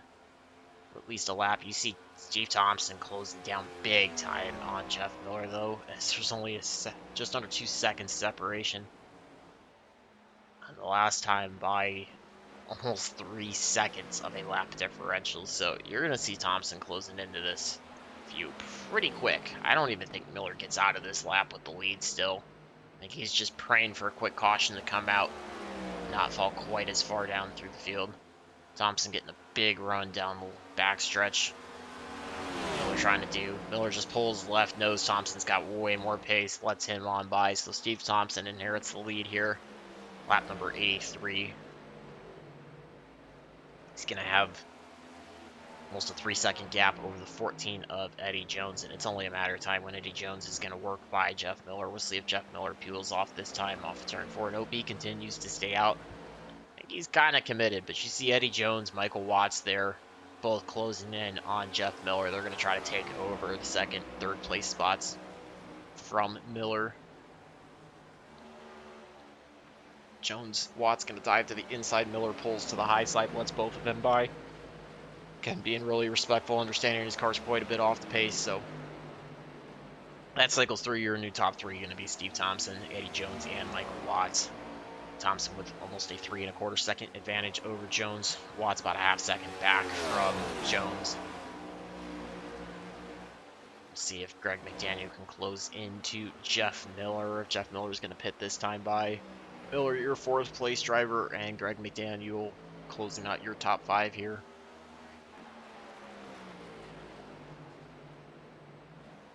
Miller going to work his way off at turn number 4. Going to continue to stay out. So Greg McDaniel, you see him there in the Kimball.net 900 Global machine. McDaniel just under a second behind. As time by, difference in lap times, about 4 seconds. So do the math. We should see it in maybe out of turn number 2 somewhere.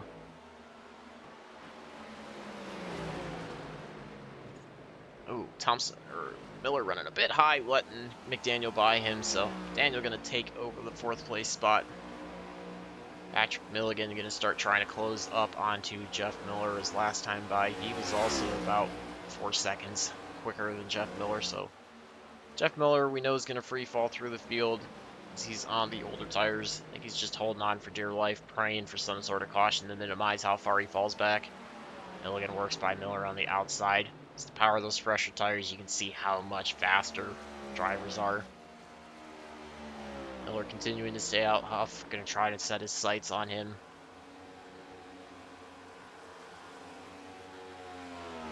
Jump up to the front though as Michael Watts tried to close down to Eddie Jones for 2nd place. Last time by, Watts was about a 1/10 of a second faster than Jones. Let's see if he can complete the pass. He's going to try to get the draft down the backstretch. I don't think he'll be able to do it going into turn 3 unless Jones makes some sort of mistake, but Watts certainly trying to size up, set that pass up as we're entering the closing stages. 15 laps to go. Will be 14 to go next time by, or this time by. Steve Thompson's lead, too, is even falling down. It was over 3 seconds. Now it's down to about 2½ seconds, so. Thompson Jones coming in on lap 77. Watts with 1 lap fresher tires. Not sure if that's making the advantage or if he's just pushing a little bit harder. These two working together are about 1/4 second faster than Steve Thompson. Those two running nearly identical lap times as well. So. Curious to see if Watts is going to try to make the pass by Jones once he gets closer to him, or if he's going to try to work with them. If those two draft together, we know that the overall speed of the group can pick up. They're both going to try to do that, see if they can close down the gap.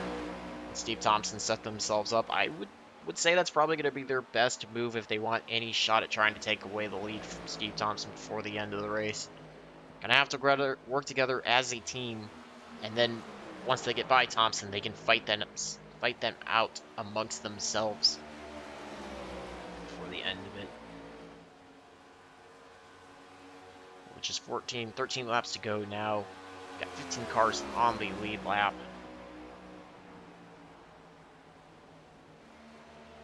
Joe Nelson, your 15th place runner last driver on the lead lap. Last time by, these two again running identical lap times down to the 100th of a second. Now just about ½ a tenth slower than Thompson, so Thompson kind of regulating that. I don't think anybody's worried about fuel at this point. Be pitting with either 24 or 23 laps to go. There's no reason why they should be short on fuel. I think Thompson might just be kind of seeing a little bit of a difference in his laps, maybe kind of just running it at 85 or 90% instead of 100%. Keep himself in the lead, but not running any more of a risk of possibly overshooting a corner or spinning and losing that lead unnecessarily. We've seen Watts again. Same theme that we've seen all day. Drivers able to close up, they can get within about a car length and a half of the competitor in front. Kind of just stall out. It takes a lot to push through and make the pass. We're going to see what Watts can do. He's going to get a big run off the back bumper. Going to make a hard cut to the inside on Jones. Tries to put himself to the inside as they go back into turn number 3. Looks like Jones just going to give it up and fall in behind Watts. I think he recognized the run that Watts had. It wasn't going to be worth it to try to defend that. To put Watts up to second place now. Qualified third, finds himself one spot up. And Jones qualified second, finds himself just one spot back from that starting position, but still occupying your third and final podium spot in today's race. And thank you to all the fans that have been tuned in throughout today's race. Glad to have you all on board. Glad to have a bunch of you also still, again, lending your takes on what that last caution, how that broke out. Glad to have some insight. Some people on track might have had a better view of that, letting us know how that works. Appreciate all the interaction from you guys.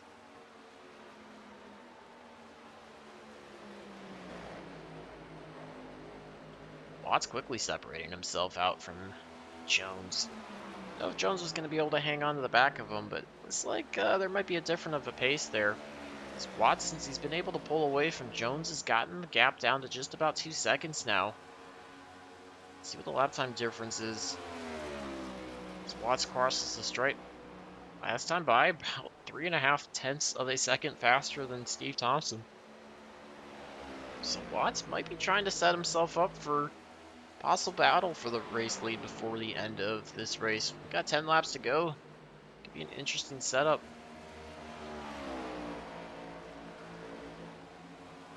He's kind of getting spread out his choices in when to come in under that green flag strategy. We saw really kind of a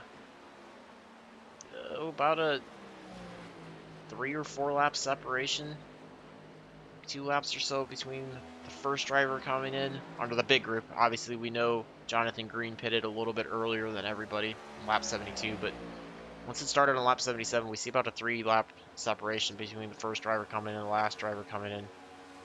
Or Jeff Miller. Jeff Miller's still hanging on. Can't imagine he's got much more fuel left in that 68 machine. He's back down to 13th place now. Still chugging his way along. Let's see if he's going to come in this time. He's working his way through turn number 4. I can't imagine unless he really saved. And he's got much left in the tank to be able to complete a run, but certainly he's going to try to do what he can as he continues to stay out. Yeah, it'll be interesting to see how all this is going to work out. If we're going to see a difference in tires, but looks like your best battle on track so far is going to be between the 4 of Mike Schrader and the 63 of Chris Walsh. Last time by, Chris Walsh was about a quarter of a second or so faster compared to Mike Schrader, so he's trying to close in. This is for 7th and 8th on track. See if Schrader can get a pass done. We'll keep you abreast on the lead. Watts again continuing to close down that gap.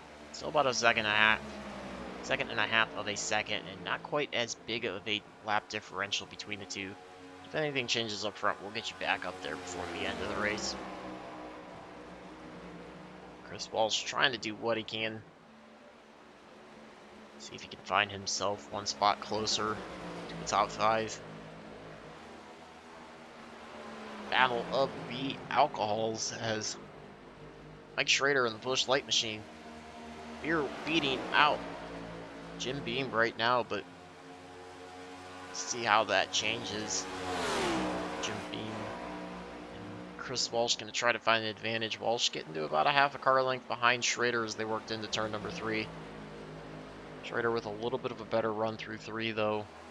Opens that gap back up to about 0.3 of a second. Walsh trying to give everything he can. Knows he's got a big gap back to Brian Lynch in 9th place. Brian Lynch about 8 seconds back of Chris Walsh, so no pressure behind that 91 machine of Chris Clark. Behind Walsh is a lap off the pace. Looks like Walsh might have a little bit of damage both on the left front, potentially there.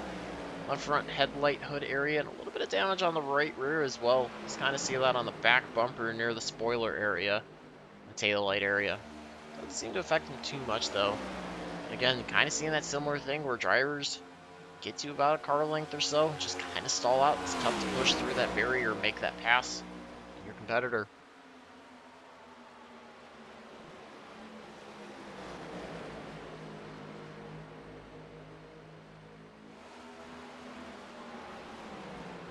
Let's see what Schrader can do. He can continue to hold off. They are closing up quickly though on the 46 of Ken Huff. It's a bit unexpected. Huff is only about a half a second ahead, so we could see battle between Huff, Schrader, and Walsh for 6th, 7th, and 8th on track. So drivers were about 3/4 of a second faster than Ken Huff the last time by. Schrader was about a 10th and a half faster than Walsh.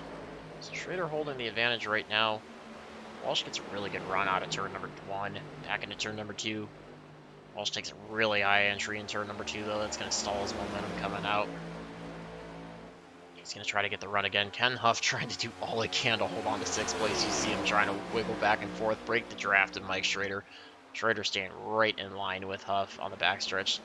Work their way out of turn number 3 into the short shoot. This is all coming with just 6 laps to go. Back into turn number 4. We've got a tight 3-car battle for 6th, 7th, and 8th.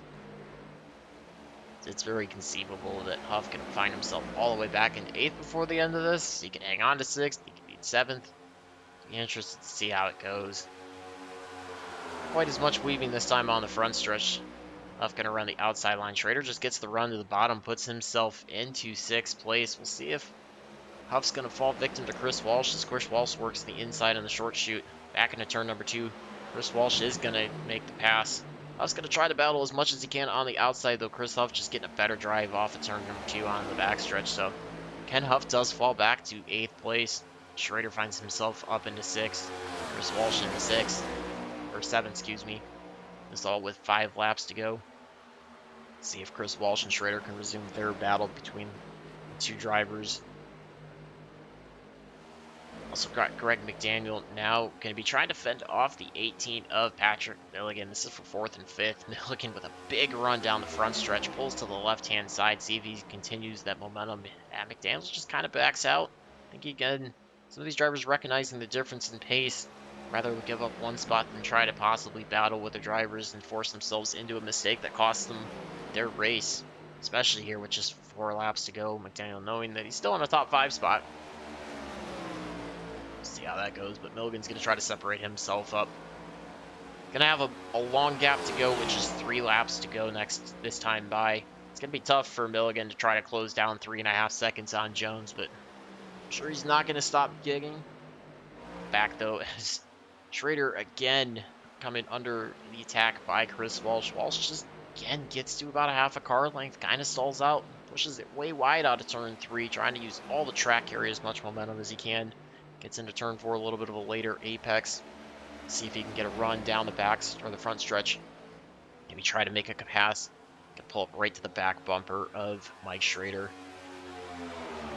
Nose to tail almost back down the front stretch into turn number 1. Walsh just cannot quite get there to find himself to the inside line on Schrader. Schrader knows he just needs to keep hitting consistent entries, breaking points, apexes, drives off. If he can do that, it's pretty tough for Chris Walsh to try to find a way around him. Milligan's opened up about a half second ahead of these 2. It's gapped him. Eddie Jones, though, stayed pretty consistent. Watts has got the lead down to just under a second. Last time by was about half a tenth, but just 3 laps to go. He's going to need a lot more out of that to try to take away the lead from Steve Thompson. Let's see if Walsh can try to mount another charge.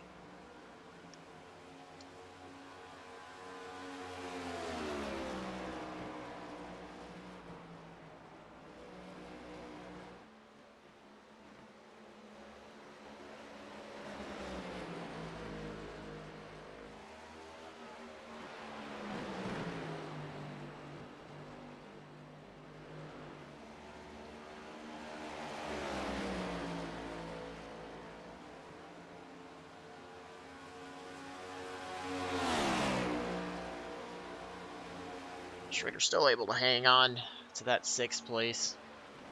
Got just 2 laps to go. They're working their way through turn number 3. Back in the short shoot, turn number 4. Steve Thompson takes the white flag. Let's see if this battle continues on. Thompson with still about a second lead over Michael Watts. So without any kind of mistake, looks like Steve Thompson executed the back half of the race to perfection. Try to bring it home with the race lead. Bring home a victory.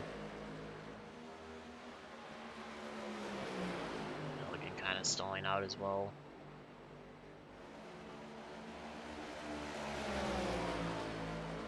So we're going to get back to Steve Thompson as he works his way through short chute back into turn 4 for the final time of today's race. Thompson working down the front stretch, clear daylight in front.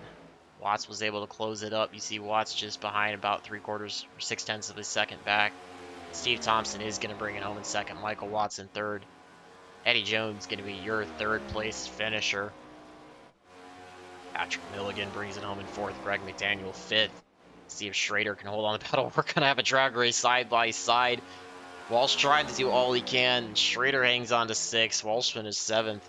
Ken Huff going to finish eighth. Brian Lynch working his way out down the front stretch, turn number 9. Trying to do what he can. Bringing it home inside a top 10. And Jonathan Green just ahead of the 17 of Larry Corey rounds out your top 10. Great finish there by everybody. Drivers all a few minutes to cool down. And the cars back around, jump out of those. See if we can grab your top 3 for post-race interviews before too long. Looks like Steve Thompson going to likely bring it onto the front stretch, celebrate that victory, burn it down. See if he's going to unleash the tires. If he's just going to park it and celebrate. Yeah, there's your burnout. That's what I expect out of him. Certainly pumped to have to finish that out. Great job by him.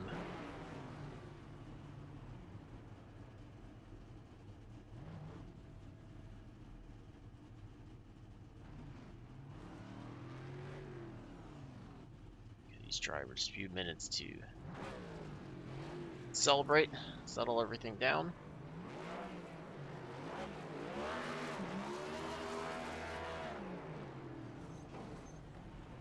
Steve Thompson bringing home his 3rd victory of the season. Hasn't ran in all the races, but run fairly competitive in the races that he has been involved in. Trying to celebrate, great job by him. Maybe a less than stellar burnout, but not a bad run that way.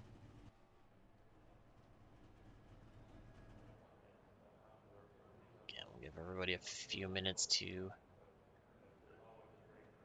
debrief, calm down, get their way out of their vehicles, see if we can get the top 3 into the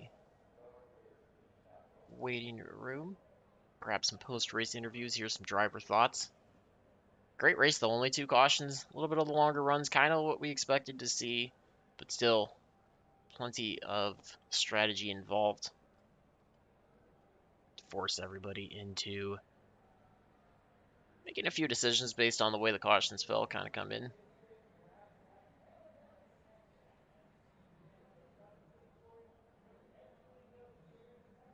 Let's see where we can get. Looks like we've got just Steve Thompson we're waiting on, so give him a few minutes. Work its way back.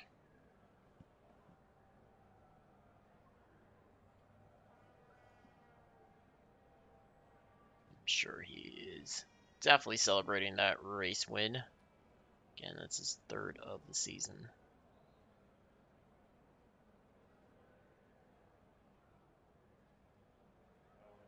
Saw quite a few drivers able to find their way. Chris Walsh finishing 7th, able to find himself up 11 spots. He and Johnny Jackson were your 2 highest positions gained, splitting that Hard Charger award. Jackson also up 11 spots, started in 23rd, found himself in a 12th place finish. Chris Walsh started 18th, able to find himself up in 7th. All right, looks like we've got everybody in. So we're going to grab our 3rd place finisher, Eddie Jones. Got with me our 3rd place finisher, driver of the number 14 machine, Eddie Jones. Eddie, we saw a couple cautions kind of spread out in the middle. Let me know what you thought and how that worked out to your strategy or how that overall race went for you. The first one, was okay. The second one came at kind of a bad time because we knew we couldn't make it to the end, so we were going to have to pit under green. But just changed up a little bit. Nothing major. Well, we certainly saw a lot of tire fall off from the start of a run to the end, especially on that first run when we got almost a full fuel run in. How did you feel like your car handled it as the tires wore off? Did you feel like you just basically had to back up the corners, or was it a bit tougher to maintain that low line through the corners? You could get in the corner pretty good and manage it with the brake and the throttle. The car drove better in back second, third, fourth place. Out front, man, it was a handful. We could lose, just no downforce on the front of the car, and it was a handful of drive. Steve did a hell of a job once he got out front. Yeah, we saw it seemed like for the most part it was pretty tough to pass. It seemed like everybody could get within about a half a car length or so, and then you kind of hit this bubble that was just tough to get by. Did you notice that from inside of the car, or was everybody just being maybe a little bit more patient, kind of saving tires and fuel, riding behind each other, not wanting to give up any track position? Uh, Maybe a little bit of both, but mainly probably just trying to ride and save. Wait till the end.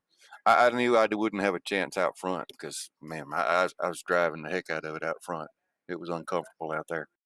Well, certainly you made it look pretty well and definitely found yourself back up towards the front. So congratulations on a great third place finish. Anybody you want to send a shout out to or thank you to before we let you go celebrate that third place finish? Well, I don't get to practice like I used to because of football season, so I got to thank Steve on this one. He got me up to speed, and when I got into practice this morning, and all my teammates, we worked together well. But yeah, that's it. And thank y'all. Good job on the broadcast today. Congratulations, great job on a third place finish. Should give you a pretty good points advantage as well. Look forward to seeing you back in the rest of the races this season. Yeah, with Tom and Dwayne out on their mancation, I hope to make up some points today. Should be in a good spot. Best of luck in all the rest of the races this season. Thank you, man. That was your third place finisher driver of the number 14 Chevy Camaro, Eddie Jones. We're going to bring in our second place finisher driver of the number 84 machine, Michael Watts. Got with me our second place finisher, Michael Watts. Michael, we saw some motion out of you. You definitely looked like you had a car that was kind of running back in the back of the top five, but found its way to the front. Did you feel like you were able to make up some spots based on tire saving or how you're changing the balance of the setup, the chassis throughout the runs? Yeah, the chassis was building loose over the run, and I was just at the beginning of the run, I was trying to conserve my right rear a little bit, and it made me probably a little vulnerable to the guys, the faster guys, at the beginning of the run. So I was really I worked all week to try to get the long runs and get that pace right. So I had something at the end, and uh, I just didn't have enough for Steve at the end there. So, but yeah, I enjoyed racing today with these guys. It's always fun here. Yeah, certainly great job that way. I know we saw on the official side for iRacing, Cup cars were over on the road course side. Tell me your thoughts of the league deciding to run the oval. Were you happy with that, or would you have preferred to jump onto the road course side, maybe give that a whirl for today's race? Well, if you know me, I'm a road course guy, so I like road courses. I don't know if I would have, been successful on that track. I tried it out a little bit. I liked it, but I mean, it's pretty straightforward. It's like some drag strips with a few turns for the most part. So, I like the road courses, but I do like the Indy Oval. I like it here. I like flat tracks.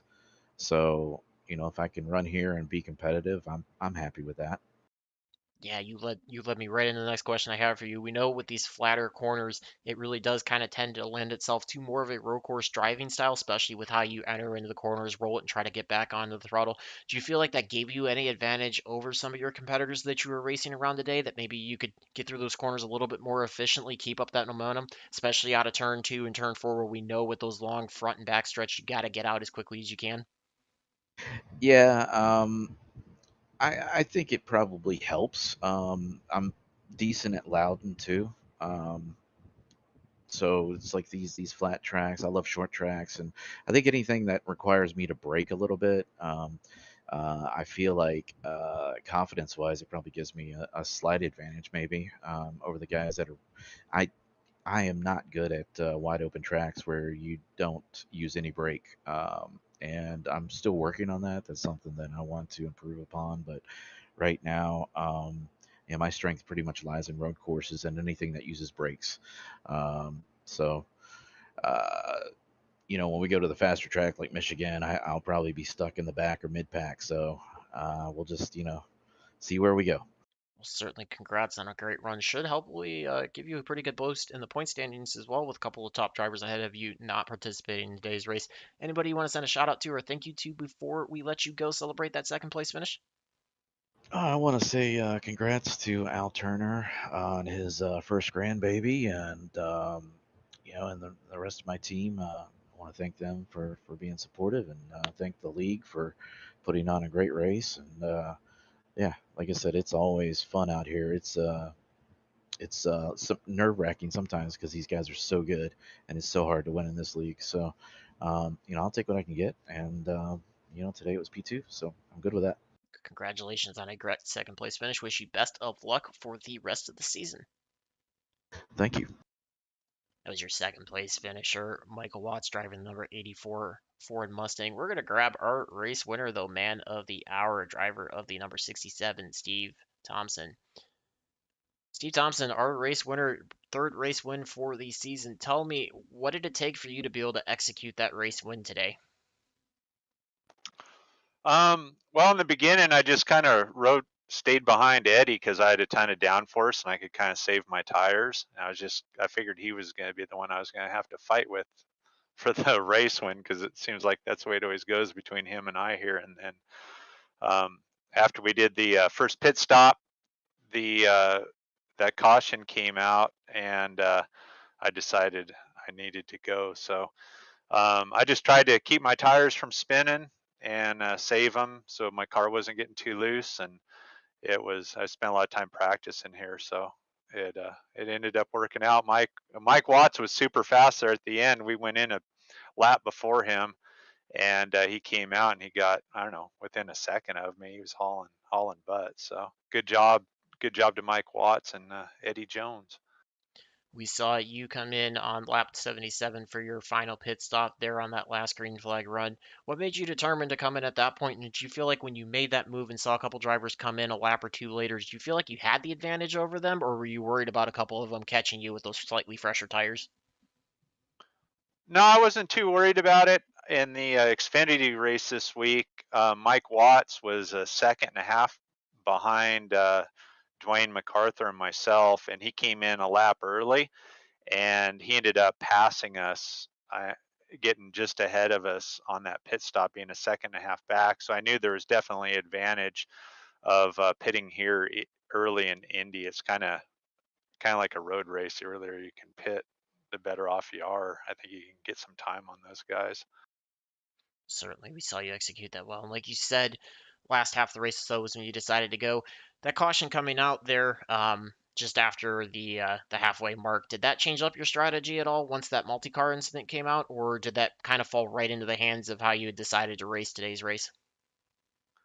No, it kind of changed it up. I mean, I didn't plan on doing it. I was only planning on stopping probably at 64, probably, or 65, and then running the rest of the race out. So I always like it to go green. So it didn't matter either way, I guess.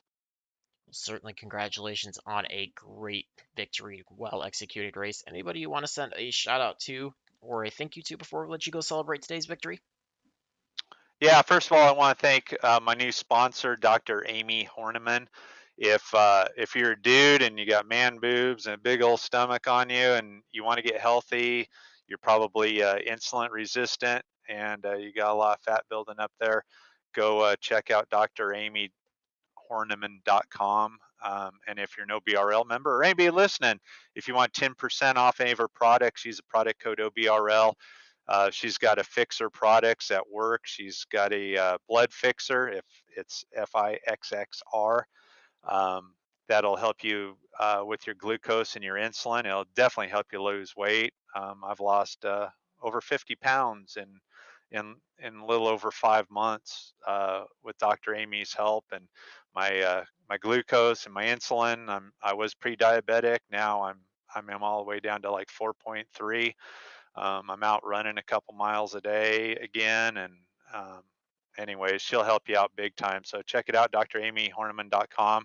And if you've got thyroid issues, she's definitely the one to see. That's how I met her, was through my wife. My wife's been battling thyroid issues for 30 years, and she's like a new woman, big feisty, and back to her old self like she was 30 years ago. So check her out. She's kind of alternative medicine, but it damn sure works. All my hair's grown back. I was losing my hair on top of the head. Now I look like Eddie Jones with big old head of hair on me now. So anyways, I want to thank everybody, all the admins that help run this league, everybody that donates, all the racers are what makes up this league. And thank you to you guys for all you guys do broadcasting it, you and James. And thank you for emetro4.com for making this a great league and all the money he throws at it for end of year stuff. Patrick Mulligan at emetro4.com. Congratulations on a great victory, your third of the season. Hope to see you in victory lane before the end of the season again as well. Congrats on a great race today. Thanks, Jacob. I appreciate it. And thanks for broadcasting today. Absolutely my pleasure to have it. That was your winner, driver of the number 67 Toyota Camry, Steve Thompson. That's going to close out our race today, get you a quick rundown of the final standings. Once again, Steve Thompson able to execute the strategy to a perfection, bring it home with the race win. Michael Watts, good second place finish. Eddie Jones down one spot, but able to finish third. Patrick Mulligan finds himself in fourth, and Greg McDaniel closing out your top five. See the rest of 6th through 18th on the screen, and we'll score you back through the back part of the field there. A few drivers did suffer some casualties. We had a couple wrecks take a couple drivers out. A couple other drivers have some solo incidents that took themselves out as well, but overall still a really good race. Only 2 cautions. Despite it looking like it was a boring race single file, we saw quite a bit of strategy, quite a bit of drivers talking about the difference of their car's balance when they were running behind somebody versus when they were running out in clean air.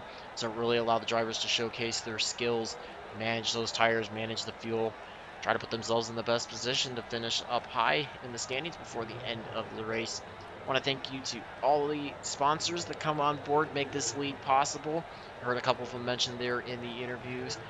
Definitely go check all of them out. Without them, this would not be possible at all. I want to thank you to all the fans, drivers that were tuned in today, everybody that left comments in the chat, left their insights on what happened on the track. Appreciate all that. Glad to have you guys always on board and love the interactions. And for Team Goon Squad, my name is Jacob Fescan, and glad to bring you another round of the Old Bastards Racing League Metro Ford Cup Series. Looking forward to next week's race at Michigan. Same place, same time. Hope to see you all back here. So until next week, again, want to wish you all a big thank you.